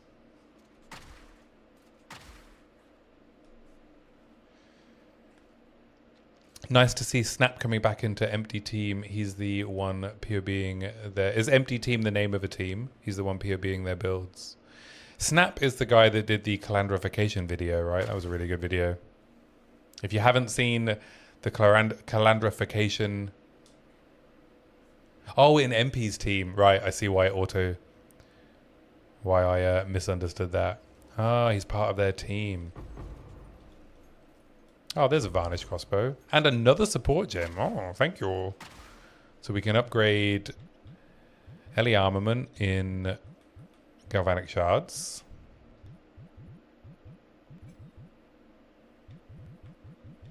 And we can upgrade Multi-Shot in HVR.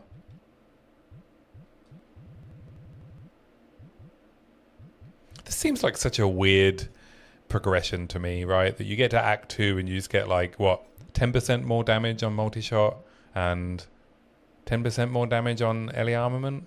Is that what it is? 25? 5% more damage.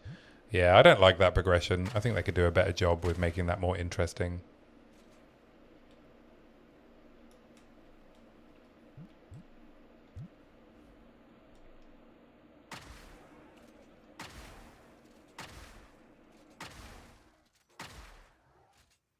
Torch AF87, welcome to the stream, man. Good to see you here. Welcome in. The Team Mirror guys are great at group play. They are the ones that did level 100 in 37 minutes. Oh, okay. Concentrate.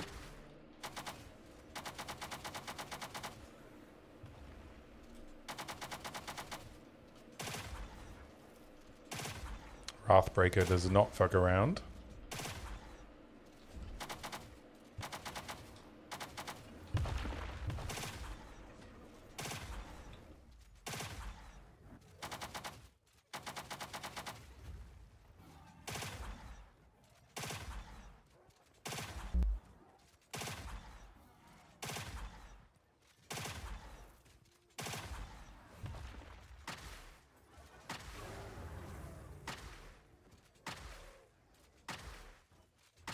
Glitz chat is fun to lurk in. We tried making sense of the new Ordained Spear earlier today. Is he another group player? Or another POBer?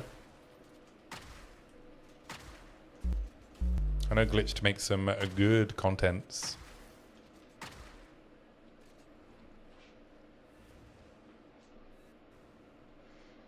Yeah, there's a lot of great creators, you know.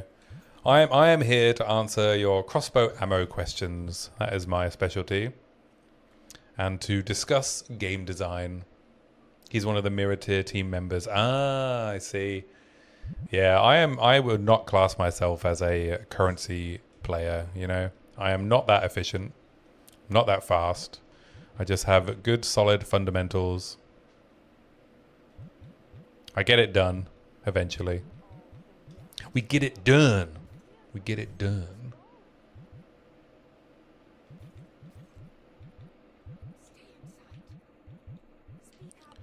Might as well just sell these things, right? Yeah. Like the fact that like your level 1 skill gems, support gems kind of just become completely useless. Doesn't feel great either.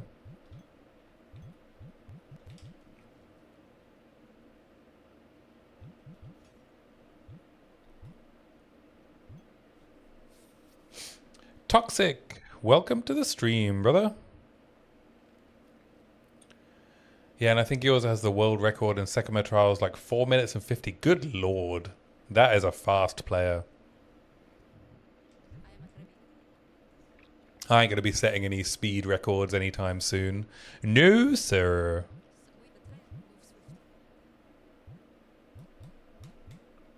Oh, I'm also a great place to come if you like seeing people stubbornly make bad builds work.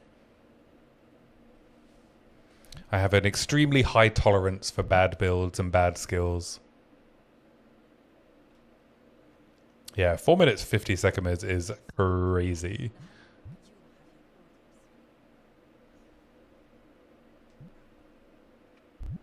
You respect that? Yeah, you respect my tolerance for bad skills. I appreciate that. Thank you, Hated Greatness.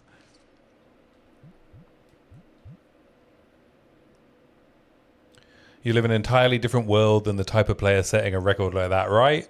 I mean, yeah, you watch people like Angormus play, like Guy That Dies play, like any of the currency streamers, right? How fast they clear maps. Am I doing better? Yeah, I'm doing much better. Thank you, Toxic. Thank you for asking. I'm still recovering a bit. My voice is not 100% again.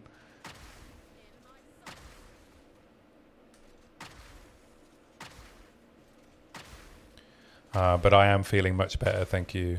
Still recovering from the sickness, but not as sick as I was. You're currently trying to force an Ice Lightning hybrid on your Witch Hunter. Playing Crossbow. It's cope, but it looks cool, so you keep going. What kind of hybrid are you doing? I kind of did that on my Verashta with Permafrost bolts and shock burst rounds. It worked really well, actually.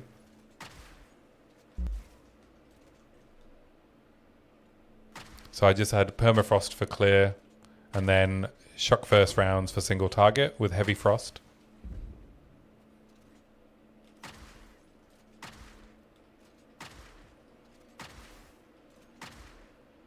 Yeah, Witch Hunter with Sorcery Ward is the new tanky greatness, eh? We need 0.5 now. You can't wait anymore. I know. It's not long to go. Not long to go. We'll have patch notes on Friday. We'll have patch notes on Friday. Your bossing damage is terrible. Yeah, I could recommend doing some shock shenanigans and heavy frost. So you could freeze them with permafrost and then use shock burst rounds to burst them down. I found that really strong. Really, really strong. You could either use From Nothing or Anoint Heavy Frost. If you use From Nothing, then you can also allocate Thin Ice. If you don't want to travel over to that side of the tree. Man, that background is looking so nice. You love the details. Oh, thank you very much. Yeah, I've got these. I painted the paintings you can see in the background. All of the art you can see, I made. It's painted with acrylic. I got the neon sign from the South Bank Centre in London. And then I have a little hypercube, and then some of my book collection. Most of my books are downstairs, but I collect fine press books. But welcome to the stream, Aoki. Good to have you here. Thank you for the compliments. I love some compliments. Okay, we can equip this now. Ooh, 14 to 23 fire damage. There's an upgrade, right? And Dex. Let's see if it's an upgrade. Will it upgrade HVR? Yeah, quite a bit.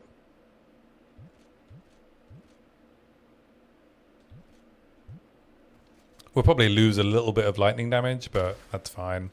More damage is more better, eh? I don't actually need any more skill gems. Yeah, I painted these. There's an art club I go to. It's in London. Where you bring your own bottle and you just chill, and there's an art teacher there, and she helped me, obviously. I'm not an expert painter, but it's nice. It's very social. You meet a lot of new people. Me and my partner go there. We do some painting, chat with people. It's lovely. It's a nice little Friday night activity.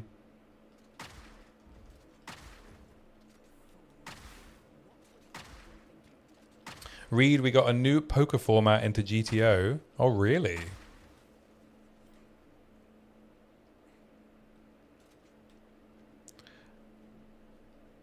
Those kind of classes are so nice. You've done the pottery stuff like that with the government before. Yeah, we did a. There's an Italian restaurant near us that did like a 3-course meal plus pottery thing that we did recently with a friend. That was a lot of fun as well. It was pinch pottery. I made a salt pig, but we're still waiting for them to be fired. A couple more weeks before we get them back. I love doing stuff like that. I've always wanted to try pottery. How was it? I'll tell you what. Before the pottery class, you know, and knowing it was going to be pinch pottery, right? It's not using a wheel or anything. And I was like, oh, we don't have to learn to use a wheel. Yeah, that's going to be like super easy, right? Super straightforward. I was humbled immediately. It was more challenging than I was expecting, and um, I had to not throw away, but I squished and remade my first attempt. It did not work. Yeah, I just immediately was like, oh, I just fucked this up completely. But it was still a lot of fun, and I ended up making something that I was happy with. I made a salt pig with a little lid, with a lip on it. So yeah, hopefully it'll fire. The wheel classes are a lot tougher. Yeah, I imagine they are, right? Wheel pottery. Ah, there we go. We got a new spirit gem. So we can take attrition now for single target. So we'll turn that on for bosses.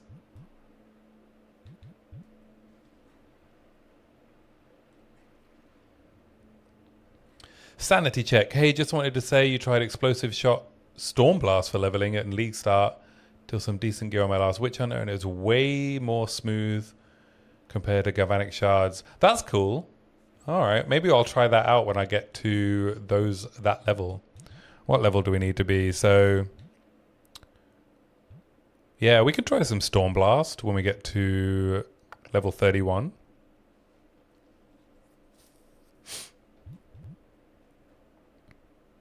Galvanic Shards isn't feeling too bad.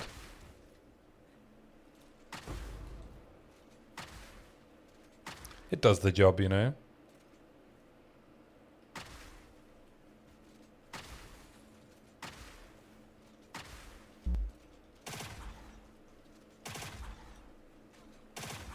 But yeah, I won't be using Galvanic for bosses, obviously. But yeah, maybe we can try some Stormblast Bolts. I've actually never played Stormblast Bolts.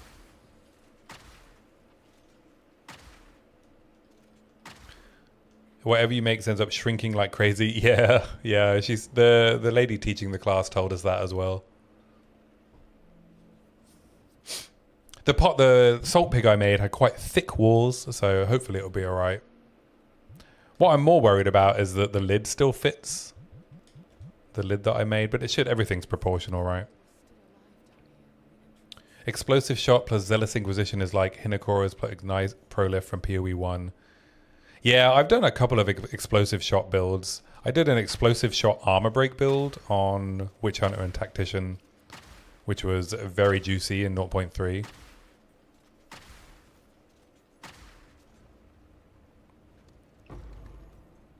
Oh, we got another level 2 support gem.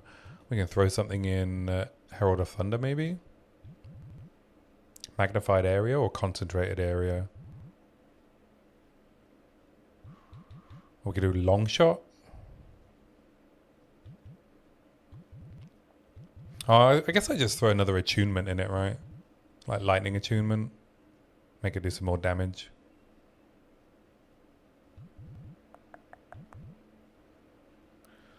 It's probably the best shot we have. I don't think there's another level 2 upgrade for Galvanic that we want. I think we'll just keep Innovate.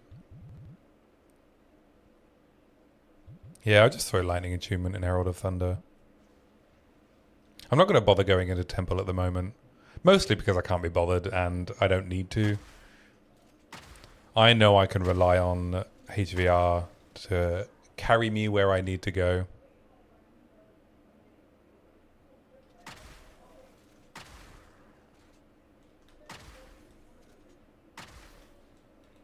Oh, I can hear my partner talking to the gardener. They might be done for the day.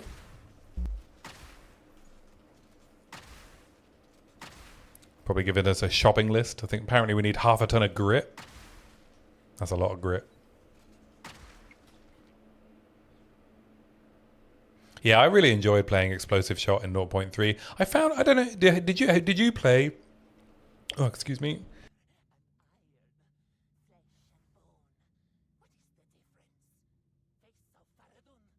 Losing my voice again. Hopefully I don't wake up tomorrow without a voice.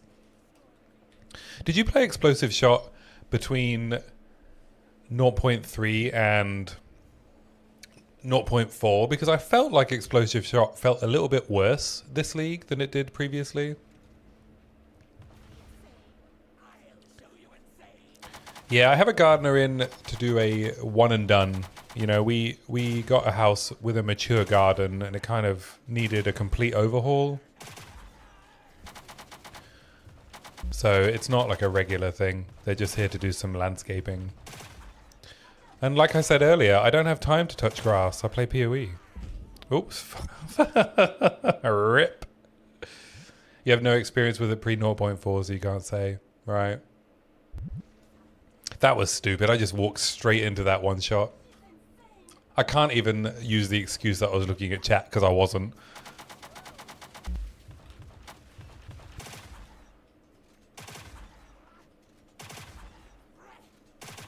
I was not even looking at chat.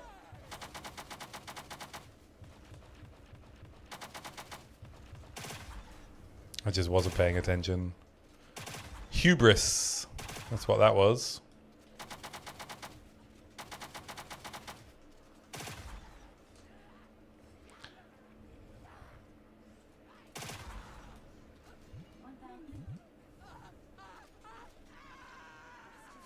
Yeah, I really like explosive shot. I did a nice explosive shot poison proliferation build as well. That was a lot of fun.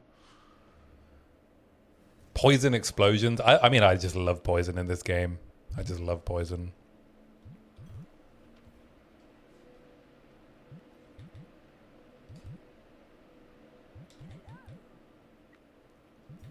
Sell that, sell all this, blah, blah, blah. Can I even use this yet? I can. I like to level my leveling skill before HVR because HVR does not need the help. Whereas Galvanic Shards definitely does. There we go. Lightning Res Ring.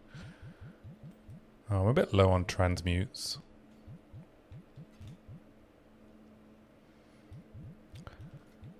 I'm probably still going to save my runes.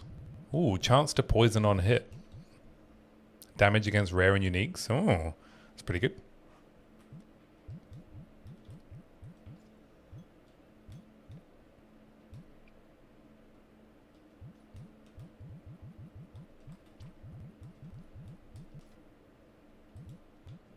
That's not really. I guess I can unequip frag rounds and permafrost bolts. I don't think they're really doing anything for me.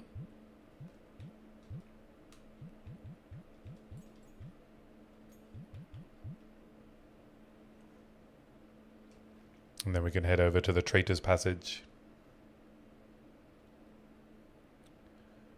Is Poison Prolif as delayed as Ignite? No, it isn't. Poison Prolif is very, very strong. Herald of Plague is incredible. We need a bloody Harace build. I'm a little bit too hyped about the new grenade launcher. Yeah, I'm going to hold off my hype about the new grenade launcher. I don't know how good it's going to be.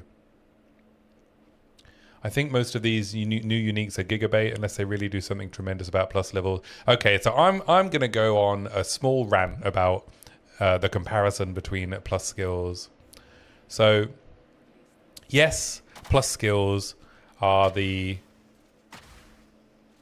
epitome, right? If you want the best rare, if you want the best damage, then plus skills are going to be the way to go. However,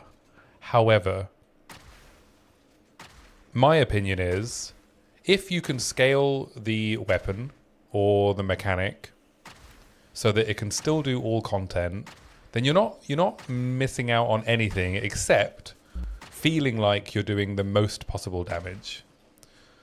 So yes, I think they need to do something about plus skills because I think the scaling from it is ridiculous. And I think the problem is that by comparison, uniques feel bad. But I don't think if you can scale it without plus skills and it still works, right? You can still do all of the content. You're not locked out of anything. And the difference is just how quickly you kill the pinnacles.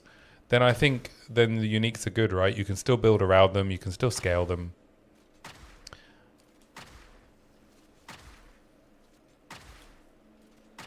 They need to make the other roles stronger. Yeah, I definitely do think we need better scaling options as an alternative to plus skills. And yeah, I agree. Crit is also an incredibly boring default way to scale, and I do use plus skills a lot. Obviously, I use Essence of Battle because it's stupid not to. But we already have uniques that can scale without plus skills, right? Adziri's Contempt scales pretty well without plus skills. Last Lament scales very well without having plus skills on it.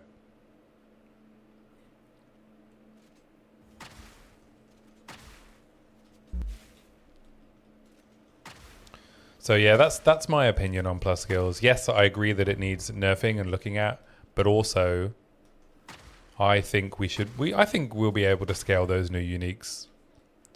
That's my take. I don't think they're bait. I think they'll be fine.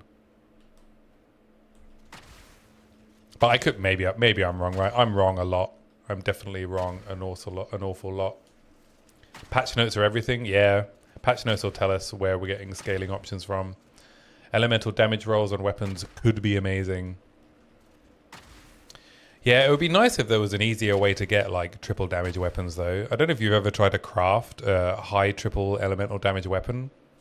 I did on my Stormweaver, and it is probably one of the hardest things to craft.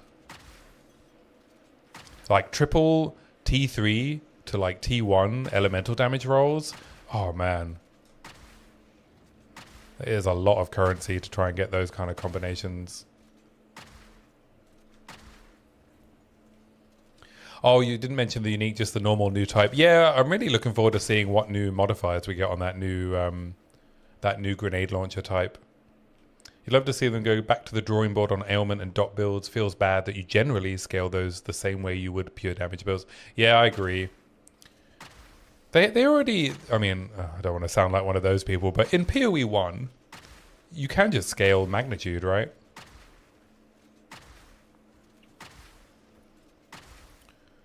As a viable scaling option.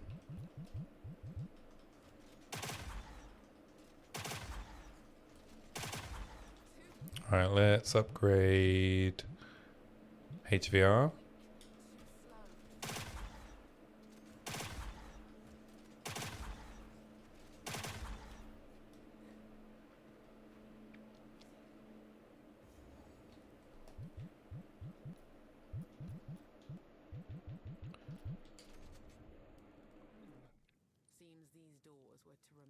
What do you mean, those people? I feel like it's easier getting elemental than fizz with your like. Yeah, getting one elemental roll is easy, but getting three, good lord. You have no idea you're a PoE 2 only, Andy? Yeah, I've not played that much of modern PoE 1.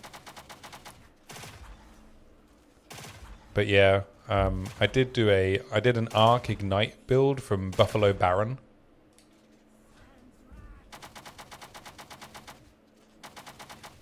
And you just scaled magnitude. You didn't need to scale the hit damage as much as you do in PoE 2.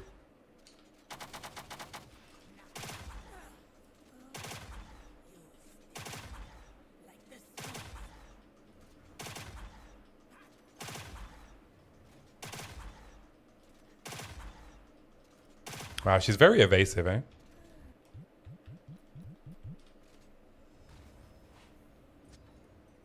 I think the one reason it feels bad now is particularly the investment required to make suboptimal uniques feel alright is way higher than a rare with plus skills. That's a good point. Yeah.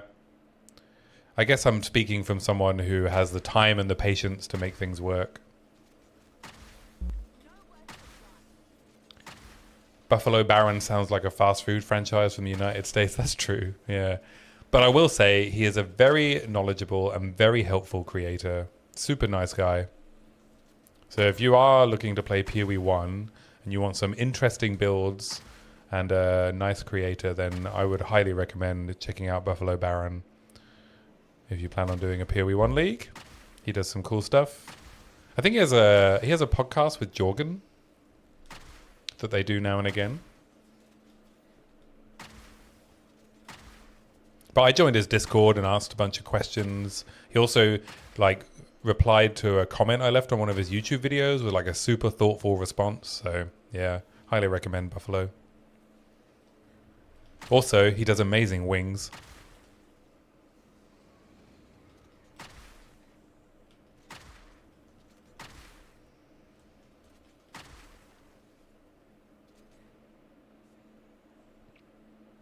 Oh, look at that light radius doing some work. Look at that.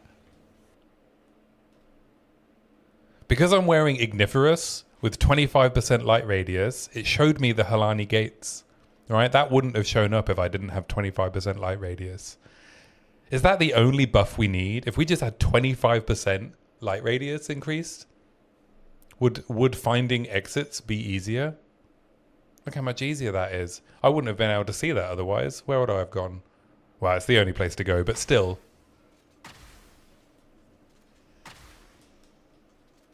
Please, sir, can we just have 25%? Just a little bit of light radius. Oh, it's been so long, sir, since we've had some light radius.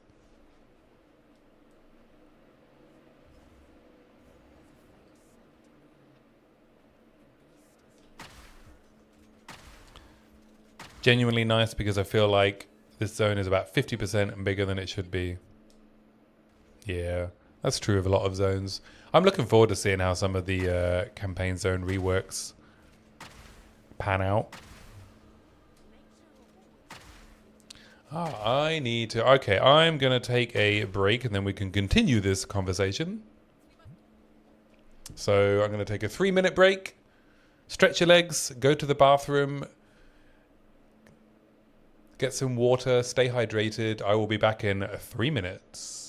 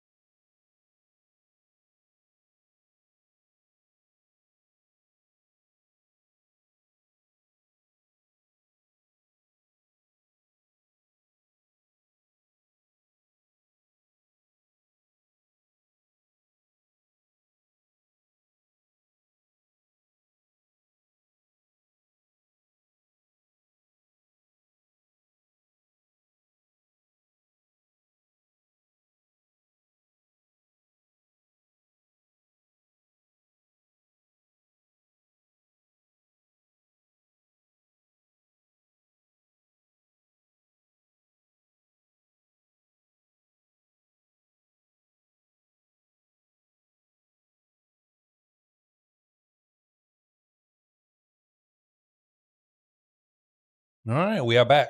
We are back. Thank you for your patience. Let's carry on.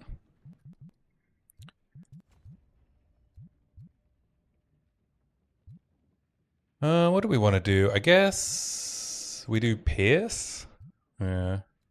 Neither are great options. Probably chain from terrain, actually.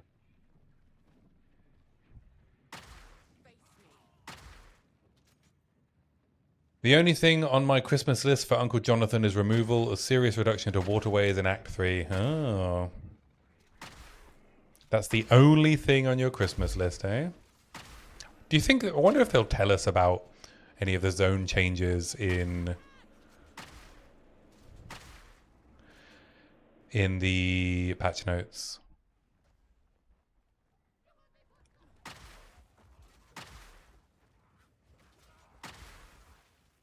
We get that, it's a win. Yeah. It is a long zone, isn't it? Whenever I think I'm about to be done with the zone, it just goes on that little bit extra long. A little bit longer. I think that's the sign, right?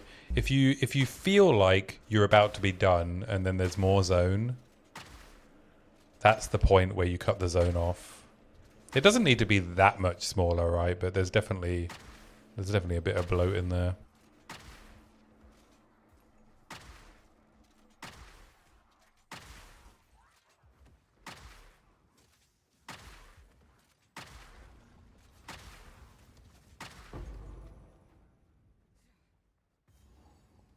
Alright, there's normally a bunch of weapons in here, so let's see.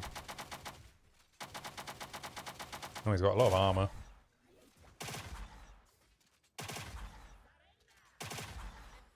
Oh, we got a club. Oh, there's a dyad crossbow. I might try out dyad. Let's try it out. 14 to 15 cold. Wow, that's a bad roll. How about this dyad? Plus 3 proj. Alright. Give me something good. 2 to 5 cold. 9 to 37. That's a bit of a downgrade, I think.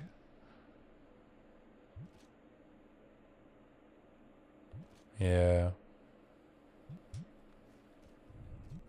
Alright, we can hit this one. 11 to 45. Also no good. Oh, another one. 14 to 59. That's more like it. Alright, we could throw a couple of storm runes in this. Probably hit it with a regal orb, actually.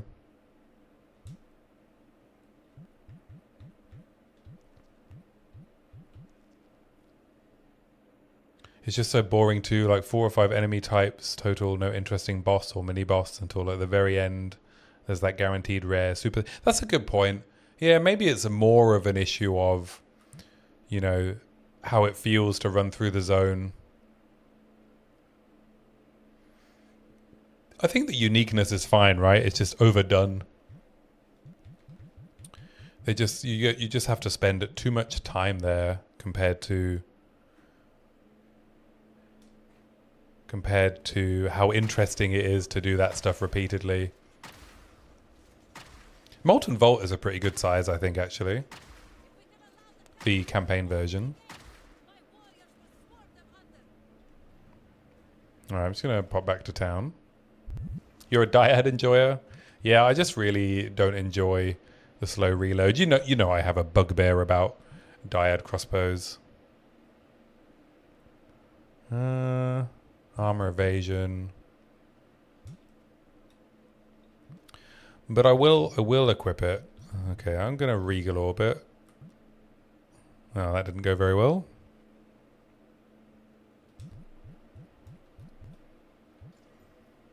God, it's just filled up all the suffixes first. There we go. Now it's an upgrade.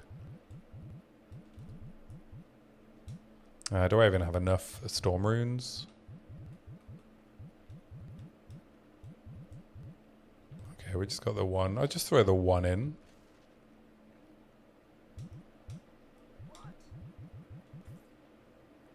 Evasion, energy sealed spirit, cold and lightning. I'm just going to equip that.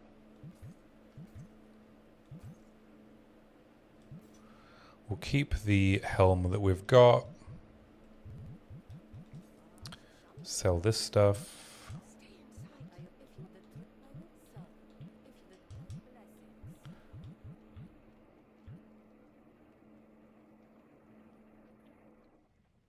Just upgraded your 0% move speed boots to 25%. Game feels playable again. Yeah, that's a big upgrade. Molten Vault is fine because of how much quicker it is. Yeah, Molten Vault's really quick in the campaign. Should I throw a bunch of blacksmiths on this as well?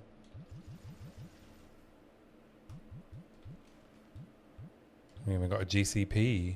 Throw this on armor piercing rounds. What does GCP give on galvanic? More fragments. Yeah, just throw it on. Let's just throw this stuff on, right? Use what you got. Make things feel smoother.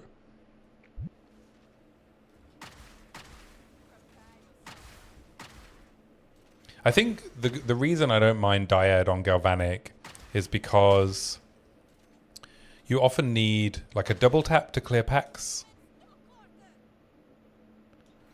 Whereas when you're doing like permafrost and frag rounds, you don't need the second bolt because the one permafrost and the one frag rounds will most of the time kill what you need.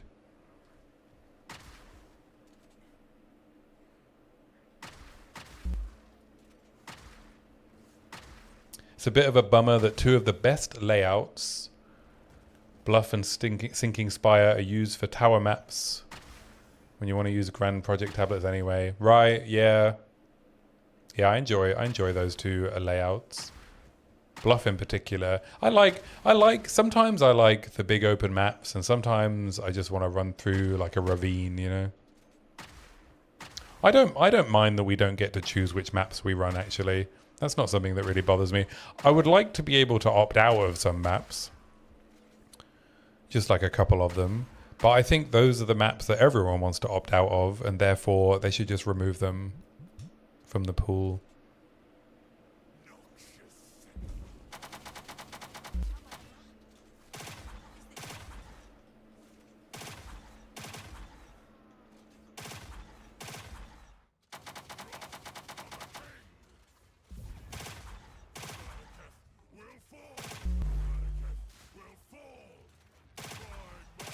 Alright, I think he's done.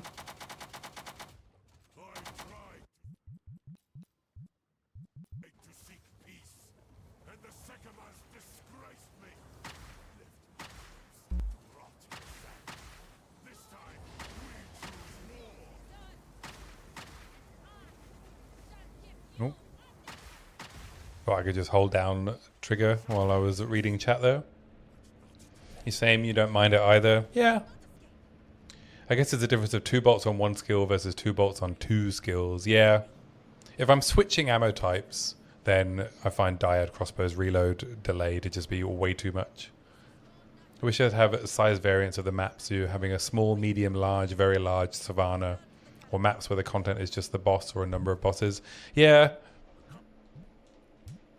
I think it looks like we're getting a little bit of that stuff where you can have like rares replaced by bosses, but it'll only be up to 3, right? Up to 3 rare packs replaced with bosses. From what I remember from the patch notes.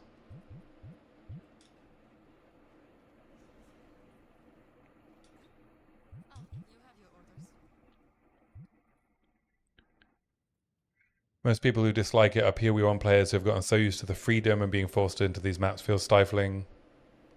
Oh, was that one of the Atlas nodes? No, the rares replaced by bosses. Let me check my slide deck for the video that I'm going to be finishing and pushing tomorrow. I'm pretty sure it was an Atlas Master passive. Where are they? It's a Hilda's passive.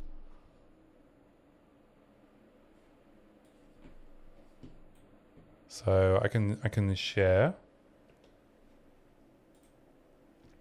Yeah, you can see. So in the Atlas Masters passive, there's a little sneak preview to my video making. So it's on Hunting Lady. I can do present.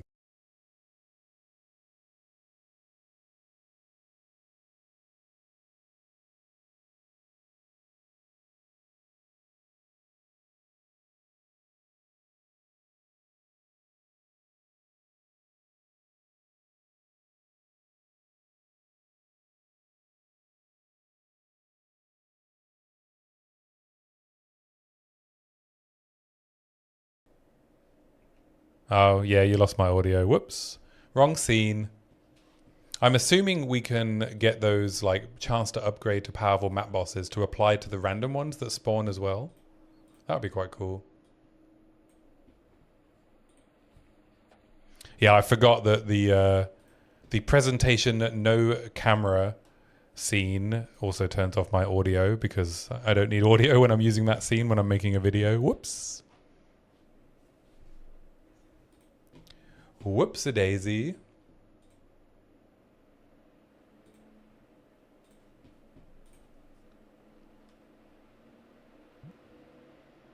Thank you for pointing that out. I was just chattering away. I gotta remember which scene does what, eh?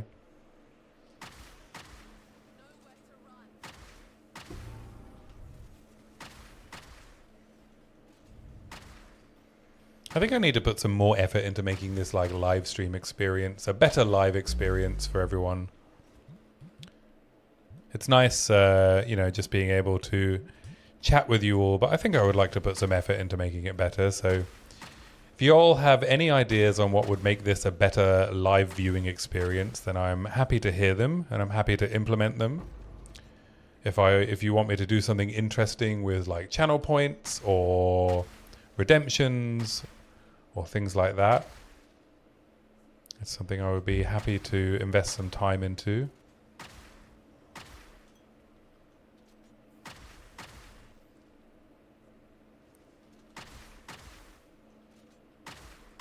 I think at some point I'd like to make one of the channel point redemptions be a gift sub.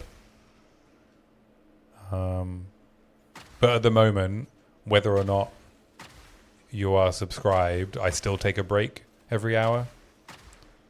So I would probably change that to something else, right? We would need to do something that makes it worthwhile, like hanging around during the breaks. A timer for campaign runs. Ah, if I'm practicing my speed.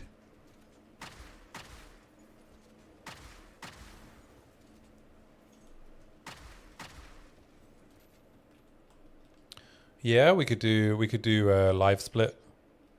Show how slow I am. Yeah, the only challenge I think I'll have with like campaign speed stuff is that I really struggle to focus on playing the campaign fast while also interacting with you. And I would rather interact with you. You're not much of a Twitch viewer, but consistent schedule and timing for me makes it super convenient to catch streams. Yeah, I'm glad that the consistency is kind of working out. And this schedule works pretty well for me as well. It took me a while to figure out a schedule that worked. So the potential for longer streams on Sundays starting at the same time. I'll probably start an hour earlier once we're in the new league. I've just been shortening them lately because there's just less. There's less to talk about, less to show, less new things to do. But I'll probably go back to 6-hour streams on Sunday when the new league drops. I don't know how much I'll be streaming of League Start. We'll see. I mean, everyone will probably be playing anyway, so...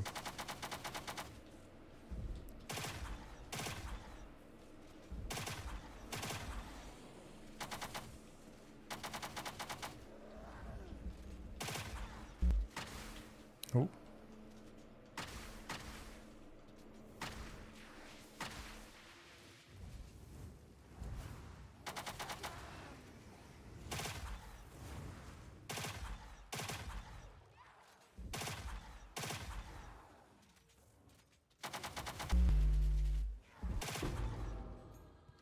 There we go. We can grab... Now we can get some surpassing chance for a projectile.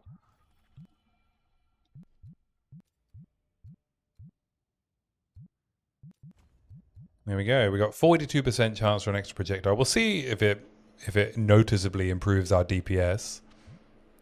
But they seem like pretty no-brainer nodes to take. And then where are we going next? Where are we going next? We probably want to grab this jewel socket because I have that emerald that I found. So we can grab that.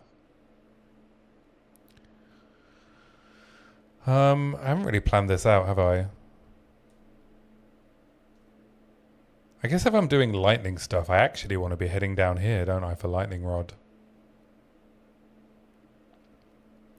So I guess I go through catalysis, actually, now.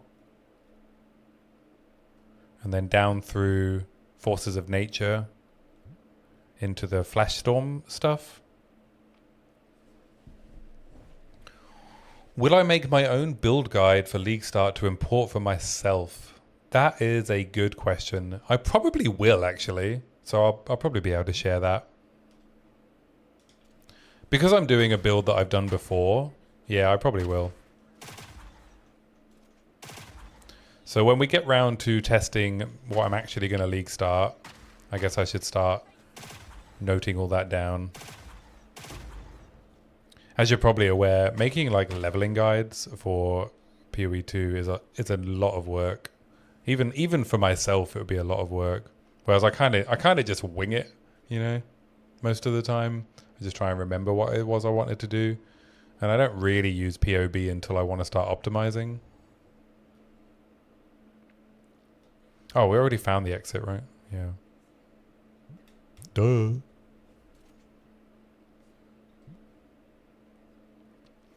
I generally have a pretty good idea of what I want to do, and then I just respec later if I make any mistakes.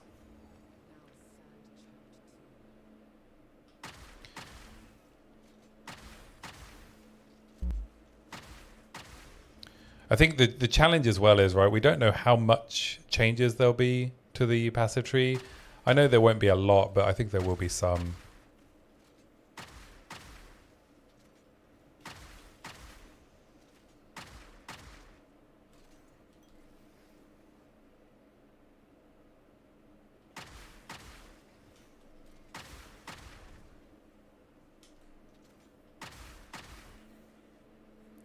There'll be some changes.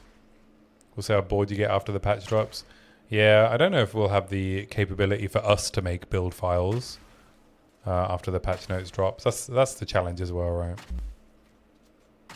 I did see that Local Identity posted, was it yesterday or today, that he will be adding the export as build file feature for POB.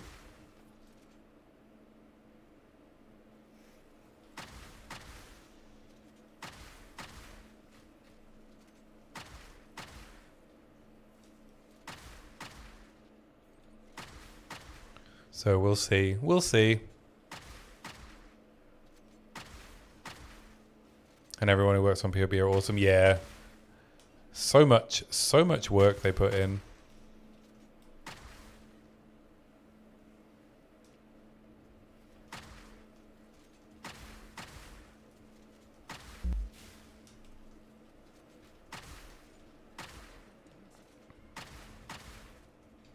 Okay, I think we just need to bring out HVR here now, because we're not gonna hit the beetle otherwise.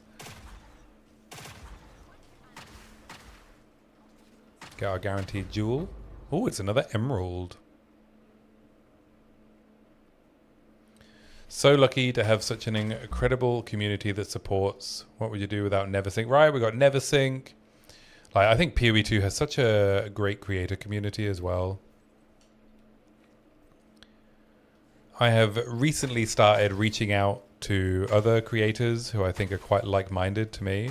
And I have to say that every single person I have spoken to behind the scenes is a really lovely person.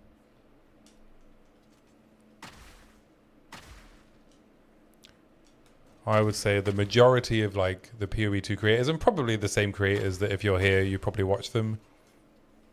So people like Logahol, Kaltarak, Mizo, Crimson, Blaze, they're all just such lovely people, and they're all super supportive of like other creators.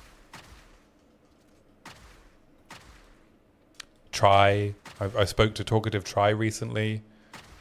We're going to do a podcast together in July.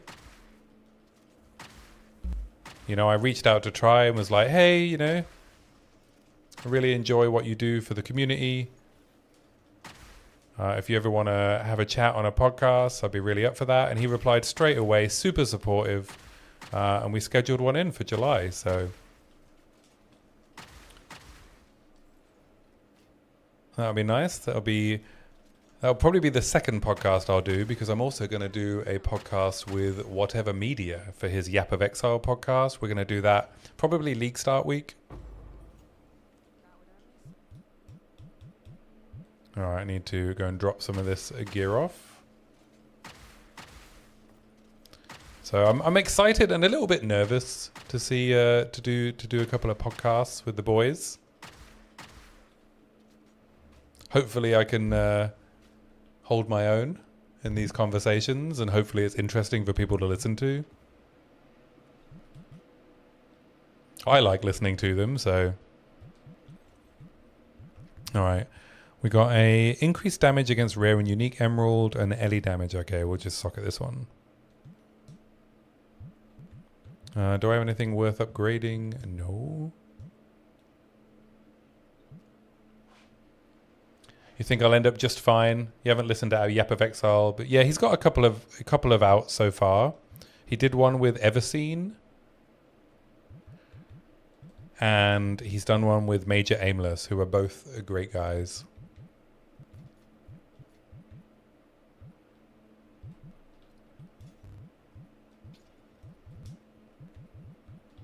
Yeah, check out Whatever Media's podcast. He's also a streamer, so I like him. He's a great guy. He's a very like a well-known name, I think, in the community, especially the hardcore solo self-found community. I think he does a lot for the various streamers. I know he edited a video for Aimless.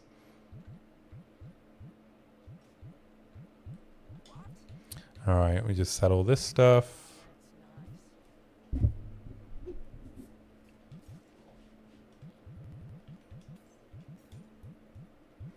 Are there any level 2 support gems that I need? I don't think so, right? There's nothing else to really upgrade. I guess I'll just save it.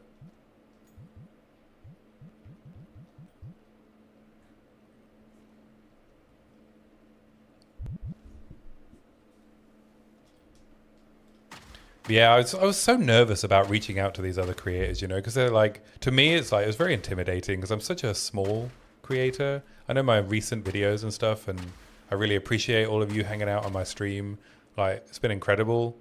The last month or so has been just how lovely all of you guys are, and all the people that comment on my videos, how supportive everyone is. And then I was still quite nervous to reach out to these other, you know, much bigger creators, and they're just all really lovely.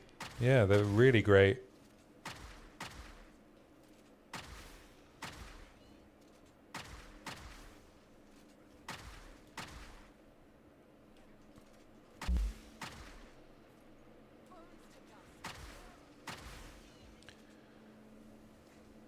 Agreed on the creator community. The best I've seen really makes us systems assess dopamine chasers feel like one big extended family, right? Yeah. All right. I always take lightning here just because I need lightning res for Jamon Ra and another storm rune.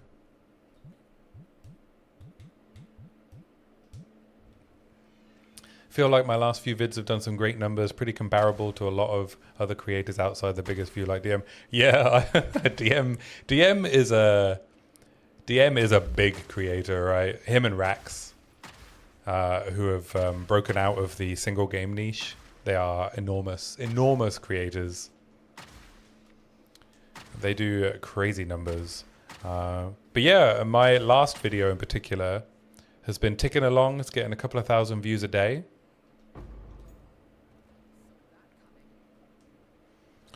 Lots of new subscribers. I've been really pleased with it. It kind of makes me nervous to post the next one because my future of PoE 2 video I know is not going to do as well. It just won't. It's just not the kind of content that people are looking for at the moment. I know that for a fact. However, I have written the script. I have made the images. Therefore, I will make the video and I will post the video because this game is a creative outlet for me. And if I don't release the video, then it'll just eat at me So I'm going to release it tomorrow, probably tomorrow afternoon, if I can get it all filmed and edited tomorrow morning. And it's like part summary, part design analysis of the new patch. And then the week after we'll do our league start video, and then it's league start, baby. Can you believe it? Christmas is nearly here.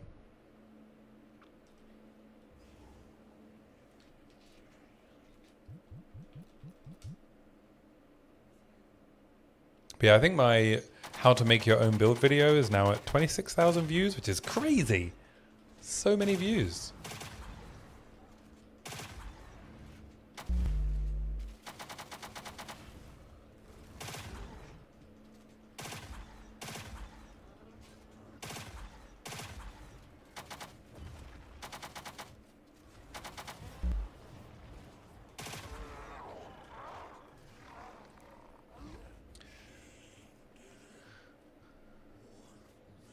The only thing getting me through to Friday this week. Yeah. Do you have a day job? How do you find the time and energy to script, shoot, and edit? I'll tell you what, sanity check, it has been tough. Yes, I have a full-time job. I design operating models for global enterprises. I'm quite lucky that I created a framework in my job that allows me, that doesn't mean I have to work crazy hours, but I do work full-time, yeah. So yeah, it has been a struggle. Honestly, it's been a struggle to balance the amount of effort it takes to make the videos like I do. The script writing takes a long time. The image making takes a long time. The filming and editing's not too bad. I can get the filming and editing done in like 8 hours. On like something like the how to make your own build video probably was my longest edit. But normally I can get them done a lot quicker than that. Because I do pretty simple editing. I'm not making like high quality, highly edited content like someone like Blazeworks, right? Where he's doing a lot of like animations and like video splicing. Because I'm using the slide deck, it helps my process move a lot quicker. But yeah, that's why I can only get one out like every couple of weeks. That's why my 0.5 video is coming out 2 weeks after the reveal, right? 1, I got sick, and 2, it just takes me a long time. And I don't want to get burned out. There's only so long I can sit there working on a script.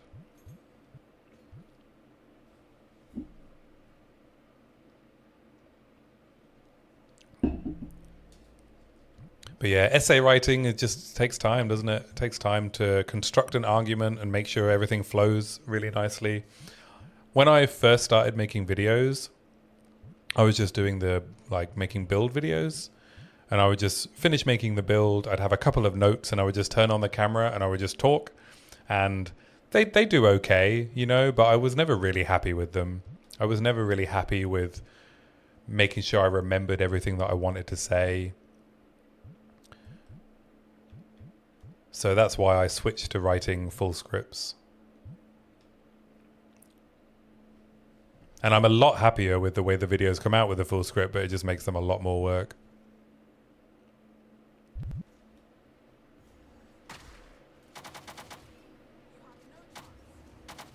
You thought my latest view were exceptionally well scripted and organized. Thank you. Yeah, I mean, I put a lot of work into making sure that they were.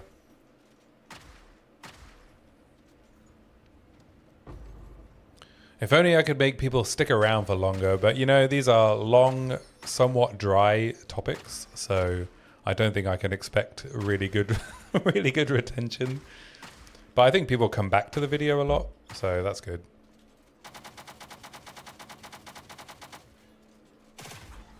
I'm sure there are things I could do to keep people interested more.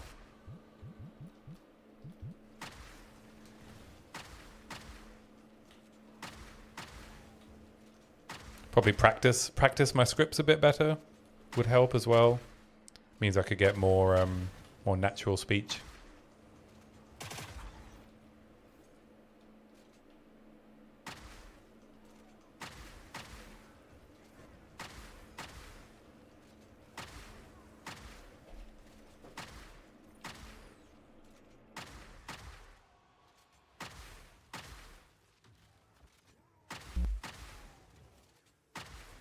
But it's hard. The hard thing is not getting the little YouTube algorithm brainworms, When something goes quite well, and then you get the little brainworm, it burrows into your head, and it goes, oh, but it could be more, it could be better. Oh, what if you did better editing? What if you did better scripts? What if you learned new techniques? What if you worked on your retention curve? All these little things, right, that don't really matter if I'm happy with my creative output. The defenses and crossbow videos are what brought me here. Oh, thank you, Hater Greatness. Yeah, I was really, really pleased with the defenses video. That was probably the one I'm probably most proud of, apart from the make your own build video. The worst part is writing a great essay to read, and then you read it out loud and it doesn't flow spoken out at all. As a non-native English speaker, that's really tough. You'll sound really good. Yeah, I do have to edit them while I'm filming sometimes, when I realize a sentence that I've written reads really well, but it doesn't read out loud very well. And I've tried to say the sentence 5 times and realized I can't even say the words. Because the order that I've written them in gets my tongue tied. The infinite optimization treadmill, right? Yeah. What if more, right? It's that dopamine. Them damn dopamine chemicals. What if more? What if more viewers? What if more views? What if more retention? Infinite optimization is what prevents you from doing your YouTube work. Oh, you make YouTube videos as well, Greatness? Or are you saying that it's what prevents you from making them in the first place? Are you a bit of a perfectionist?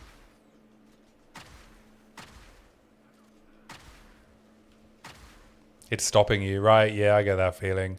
I think making build videos is what helped me get over that. Just turning the camera on and yapping and not caring. You record footage, go over it and tear it apart.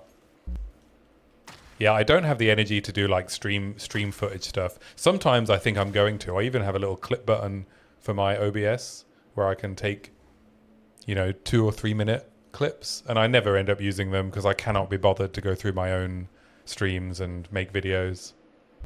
Don't let perfect be the enemy of good. Exactly, Daximus. Exactly. Wise words.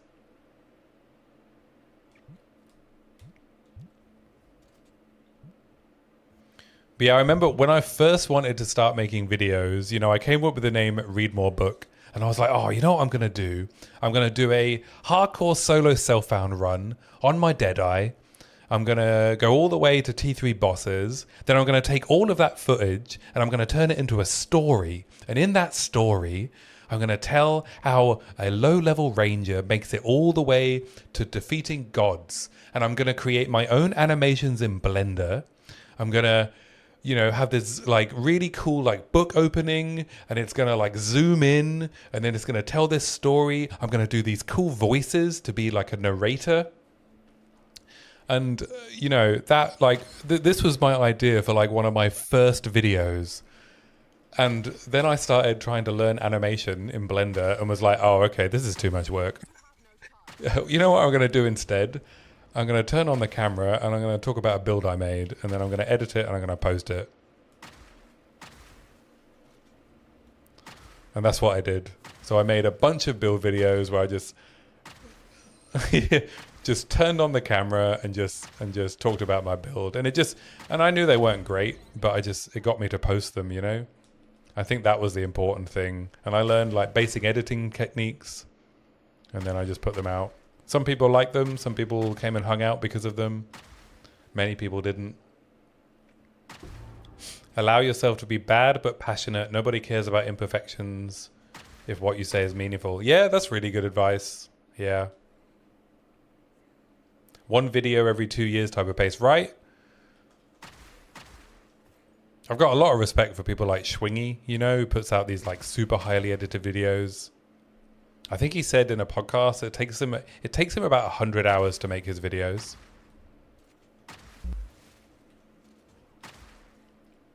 So it takes him 5 times as long to make his you know, zero to hero videos as it does for me to make like a 25-30 minute video essay. It takes me about 20 hours to make a 20-minute video. It takes me about 30 hours to make a 40-minute video.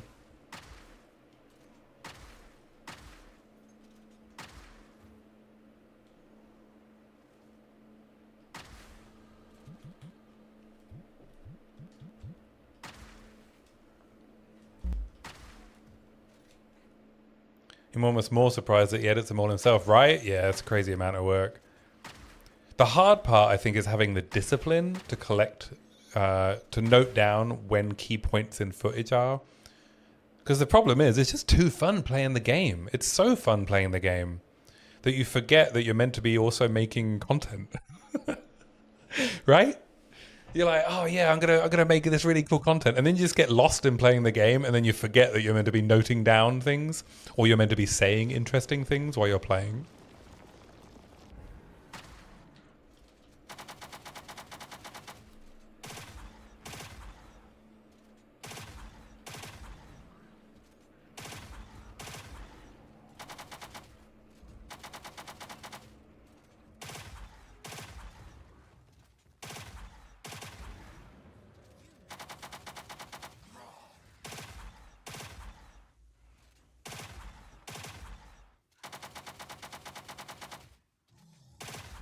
I think even with a dyad crossbow, or even with the double barrel, I get about 4 shots off during a fully broken armor on Riven.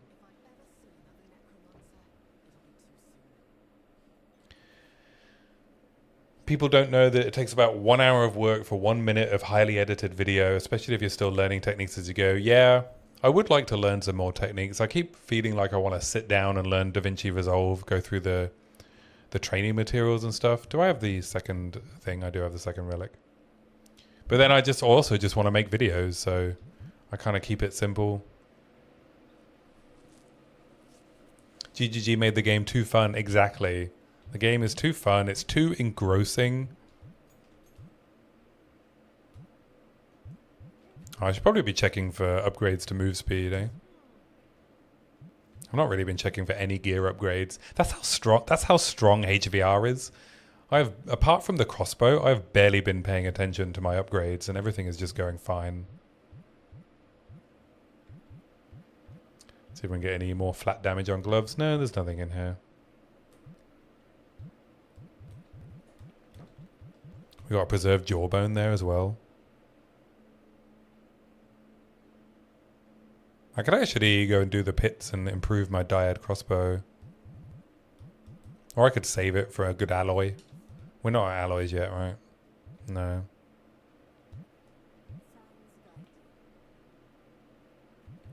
We are not at the alloys yet.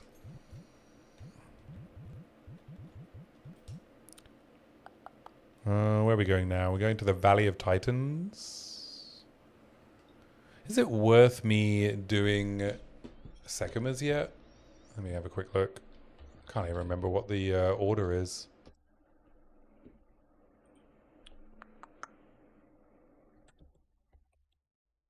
Boom, boom, boom, boom, boom. What would we be taking on Pathfinder? Galvanic Shards on Pathfinder probably isn't the best choice. I probably just want Deadeye, actually, right? Yeah. I would just take Tailwind on Deadeye.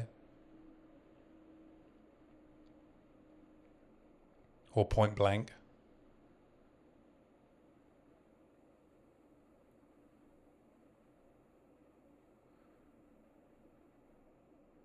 Probably Tailwind if I'm doing lightning stuff. Yeah, when we test Poison, we can do Pathfinder. I guess I'll test Deadeye stuff.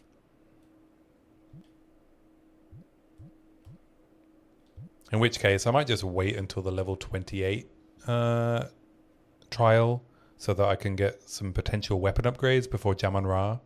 Because there's a pretty good chance of finding a weapon upgrade in Sekimas if you wait until level 28.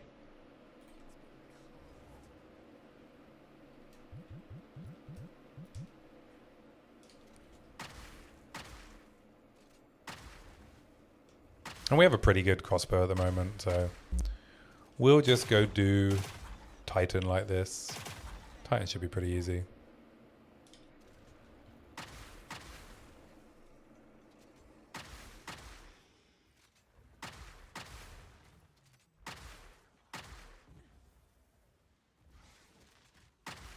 There's a series of books by a guy called Austin Kleon. I don't think I have them up here. I think they might be downstairs.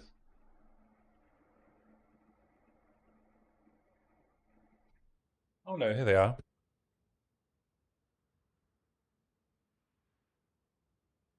For anyone who is like a budding artist, I would recommend these books. He's got a third one as well. But they're like, you can read them in like an hour. And they're really good for like motivation for just putting your art out there. So if you have any like aspirations to make something, most of the advice is just, it doesn't matter if it's bad, just make it and share it and get feedback. Enfolding Dawn. You could like pick those up very cheap from a bookshop and then just read them like once a year or whenever you feel like you need the motivation. I mean, self-help books are kind of, self-help books are often motion and not action, but I really enjoyed Austin Kleon's books. They definitely help me just make videos and put them out.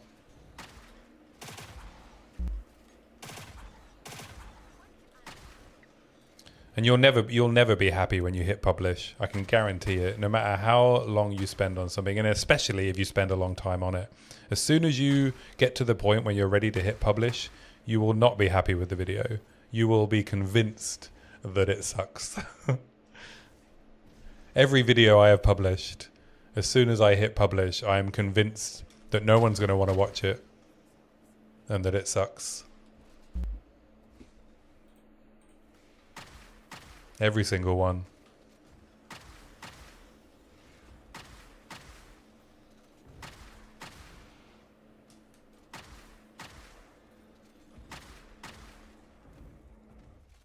Knowing when something is good enough to ship is an important skill to hone for any creative pursuit. Yeah, exactly. Yeah. Yeah, I definitely wouldn't publish anything where I know it has glaring errors in it. But you get to the point, right, where you're editing and you've just heard your own voice saying the same words over and over again so many times. I'm sure it's almost as annoying as listening to my stream. And yeah, I just hear my voice in my ears over and over and over again, and I'm like, dude, you're so boring.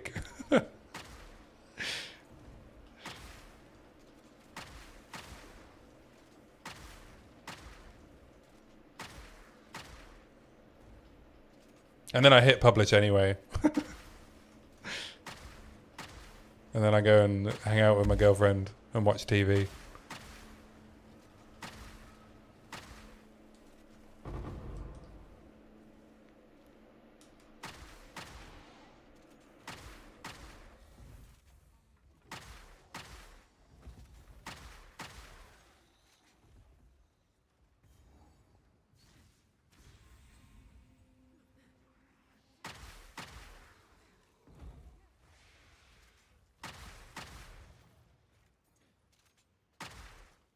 I might try some stuff that I was always meaning to get around to next league as well. I've still not made an Abyssal Leech build, so I'd like to try doing that. Probably crossbows. It's always crossbows. What else did I have? I really want to play with that new Periphery unique bow. That is up my alley. I want to do a Periphery, Yoke of Suffering, all the heralds. You could do like what? Periphery, Coming Calamity, Yoke of Suffering, just all the uniques. Obviously, you're going to have to be relatively rich to be able to make up for how many suffixes you lose with that setup.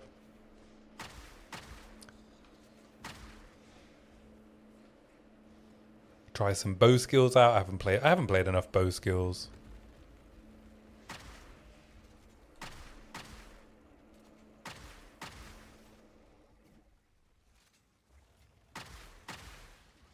What am I missing? Am I missing one? Oh no, there we go.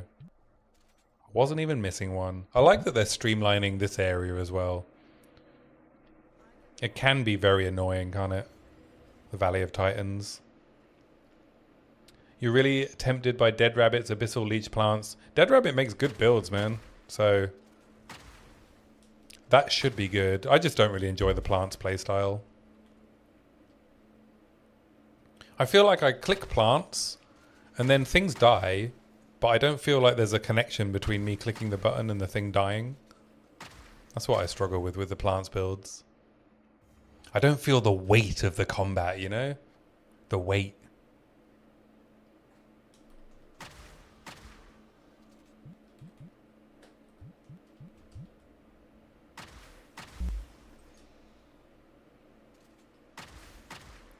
You're interested in playing a caster, but the remnants for all the elemental stuff is a big turnoff.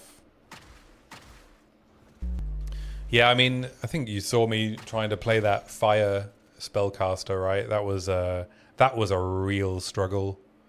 It was alright at the start, early on, with a decent, what word am I looking for? Staff or wand. It was good, but I think I just switched to Black Flame Covenant too soon. The remnant stuff wasn't too bad. I didn't feel like I was like running around trying to pick them up. It felt like I got into a decent flow, but they could definitely do with some buffing. They need to scrap like half the fire spells. Well, they need to make them good. Good fire spells, please. I love fire spells. Alright, let's see if I get one shot by this guy. There's a good chance. Firebolt completely mogs Fireball. That's just crazy to you. Oh yeah, I forgot how much armor this guy has. Jesus Christ.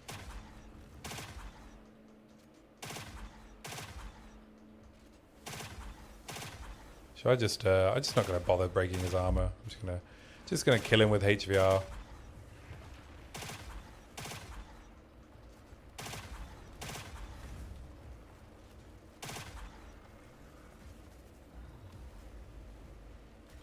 Actually, I am going to break his armor.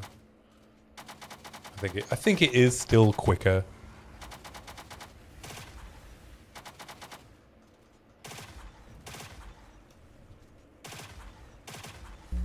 Oops.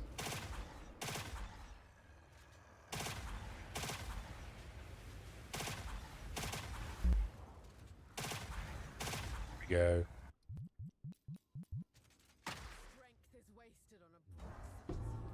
Yeah, I mean, when Fireball goes off with all those extra projectiles, it's fucking awesome, right? It's so cool. But getting it to do that is a bit of a challenge, and yeah, it absolutely sucks single target. It was the lack of mobility that killed your Oracle plants in 0.4. Got to Giga Endgame with Witch Hunter later, and that was glorious. Hope they don't nerf Sorcery Lord. It's Loki OP. Yeah, Energy Shield at home is very strong.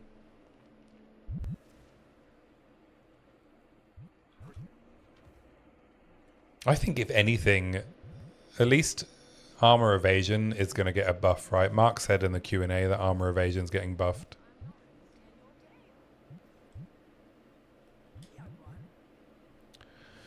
Are these worth keeping? Fizz as mana, crit damage. Eh, not really.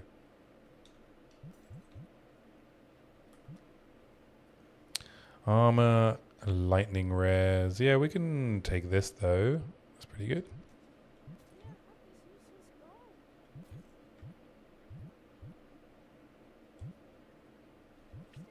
Oh, we got one of these.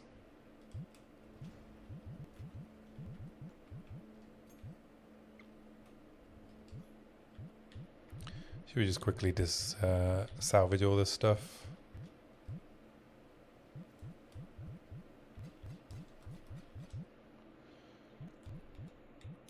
That's why I put it in here, innit? In it, bruv. You get me. In some world, I wish Firebolt had the splitting bolts and Fireball was the big lob of fire instead. Yeah, that'd be cool. Yeah, make Fireball great again, you know? It's such a cool ability.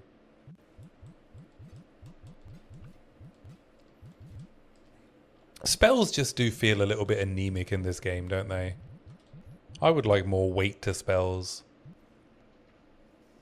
Billy the Money. Welcome in, brother. Am I feeling better? Yes, I am feeling better. I'm still losing my voice a little bit when I talk for too long. But I am feeling much better. Thank you for asking. I appreciate that. I wouldn't be surprised if Chayula ends up being the best 0.5 minion build with them fixing into the breach. 150% damage as extra chaos to all your minions is no joke. Chayula Truther is planning on playing a Chayula companion build. Yeah, I've been hearing good things about the possibility there. Comet has that thunk to it, but people just cock on it. Yeah, people are just cocking on Comet. Cocking all over the place. It's ridiculous. It's a cock epidemic.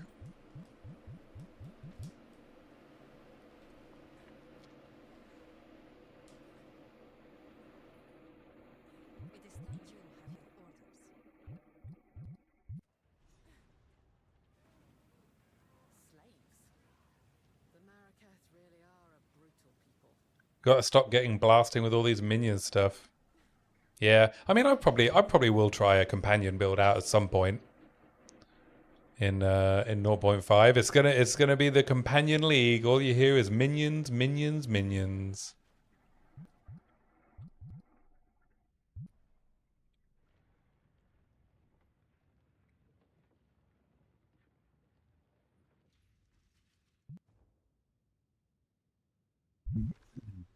It's the companion league, baby. It's the companion league. Your hammer will destroy this patch. Yeah, I have to say I really enjoy playing that Forge Hammer Titan. I know we've switched off of him now, but I think I will do another hammer build next league because I really enjoyed it, especially with the new ice hammer thing. At some point, we got to do a bit of cold hammer.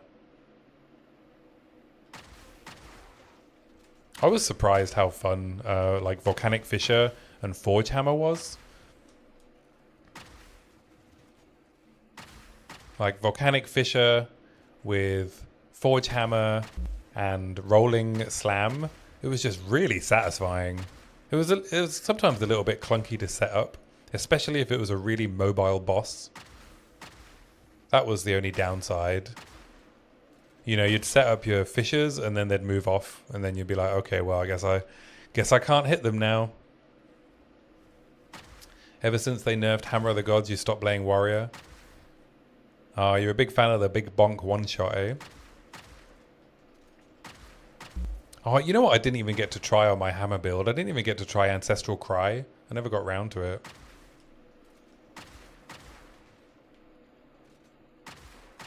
If you're a fan of the big bonk one shot, does that mean you're doing Plasma Blast on your Permafrost Lightning character? Hated Greatness? There's a good idea, right? You could do Heavy Frost Plasma Blast.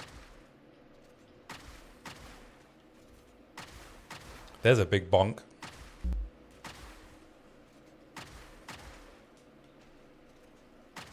Anything that takes glory should make the screen disappear. You cannot be bothered. You found Ancestral Cry to be a little underwhelming. Both characters I ran out on personally. But each step is a slam, right?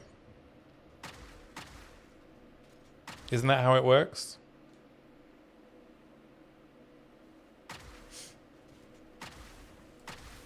Yeah, when I was playing my Tactician, and even with the, you know, the opportunity for gaining extra glory for banners, I still couldn't be bothered to want to set it up.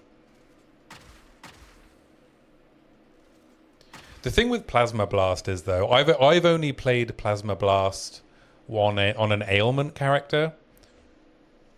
Plasma Blast is so fucking good with like poison or bleed. I've not tried it without. Or I guess in 0.2, I did it with... I used Plasma Blast as my shock ability. for shock burst rounds because it had really high shock chance. Obviously you don't need to do that anymore, but yeah, on my Deadeye in 0.2, I was using Plasma Blast to shock. Remember those days? Remember when you had to do a massive wind-up Plasma Blast to get reliable shocks? It's just not as great of a payoff as you were hoping for. Fair enough. Yeah, I never got around to checking it out when on my Titan.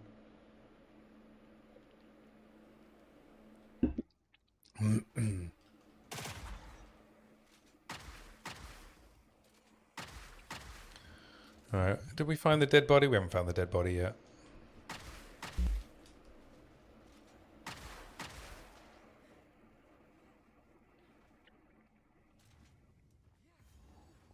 There are the stairs. Alright, we'll find the dead body and then I probably need to think about drawing our session to a close so I don't lose my voice completely. I can feel it. I can feel it getting a bit raspy. But let me go find the dead body. Then we can have a little chat. And then we'll find someone to raid.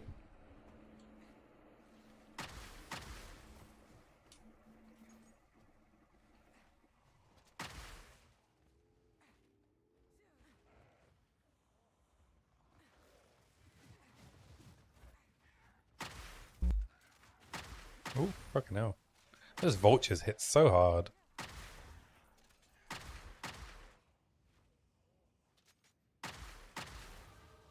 What ascendancy have I gone for? I haven't ascended yet, but I will be doing Deadeye for the lightning skills.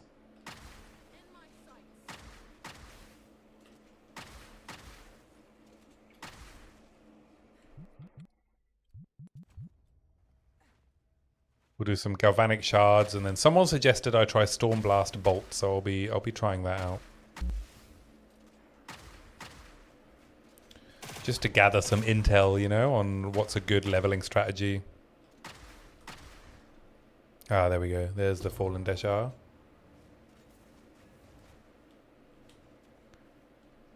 Your 4-year-old found out about Axel F. Crazy Frog Song. That brings back memories. That is very adorable. Oh, I'm a ranger. Yeah, I'm a ranger for this character. And I'll be league starting ranger as well.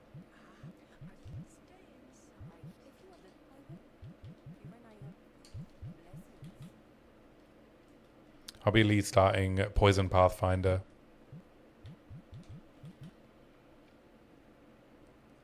Stormblast bolts are good pre-shock burst rounds. Yeah, I love shock burst rounds. I've made so many builds with shock burst rounds. It's one of my favorite skills. I think I just have a real soft spot for like all of the machine gun skills in this game. How many fantasy ARPGs let you run around with a fucking machine gun, you know?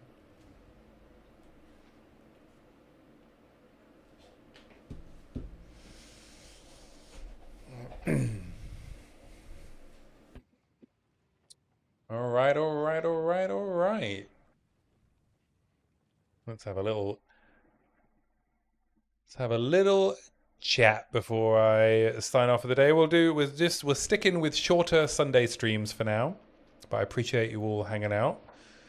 But yeah, I'll be back on tomorrow evening, 8 p.m. UK time, which is my usual Monday stream. As long as I don't wake up again without a voice, but I should be fine.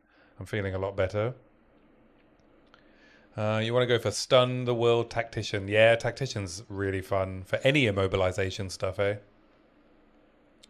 Would you do Crossbow Tactician? Or are you going to do Stun with lightning skills? That sounds like a good idea. You remember being excited about the class when they showed off the original Merc before EA release? Yeah, me too. The first character I rolled, I didn't even skip a beat. It was Mercenary. When 0.1 released, it was Mercenary immediately. We're rewarded with the best voice lines. Just the best, eh? But then, you know, Crossbows in 0.1 were incredibly clunky.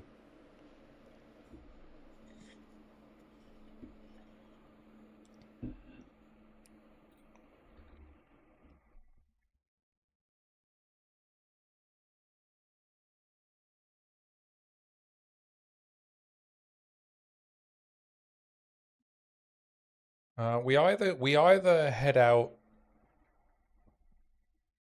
to whatever media, or we find someone else lower down in the category.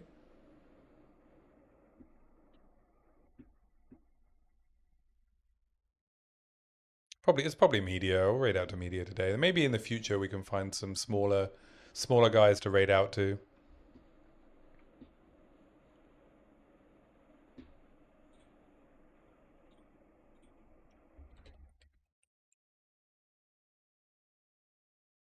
Is there anyone else I know online? Probably just head over to media.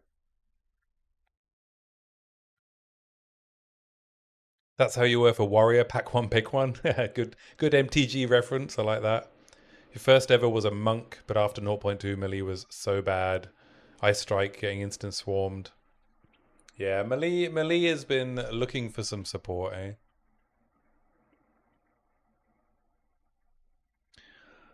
All right, everyone. I appreciate you hanging out today. Thank you so much. Always good to see you, and I hope you enjoyed the stream. So we are going to raid out to our friend Whatever Media, who I'm going to be doing a podcast with in early zero point 0.5. So please do stick around, give him some support if you would like to. Oh, he's doing a podcast. There you go. He's doing a live podcast with Dead Rabbit. So you can get some Yap of Exile.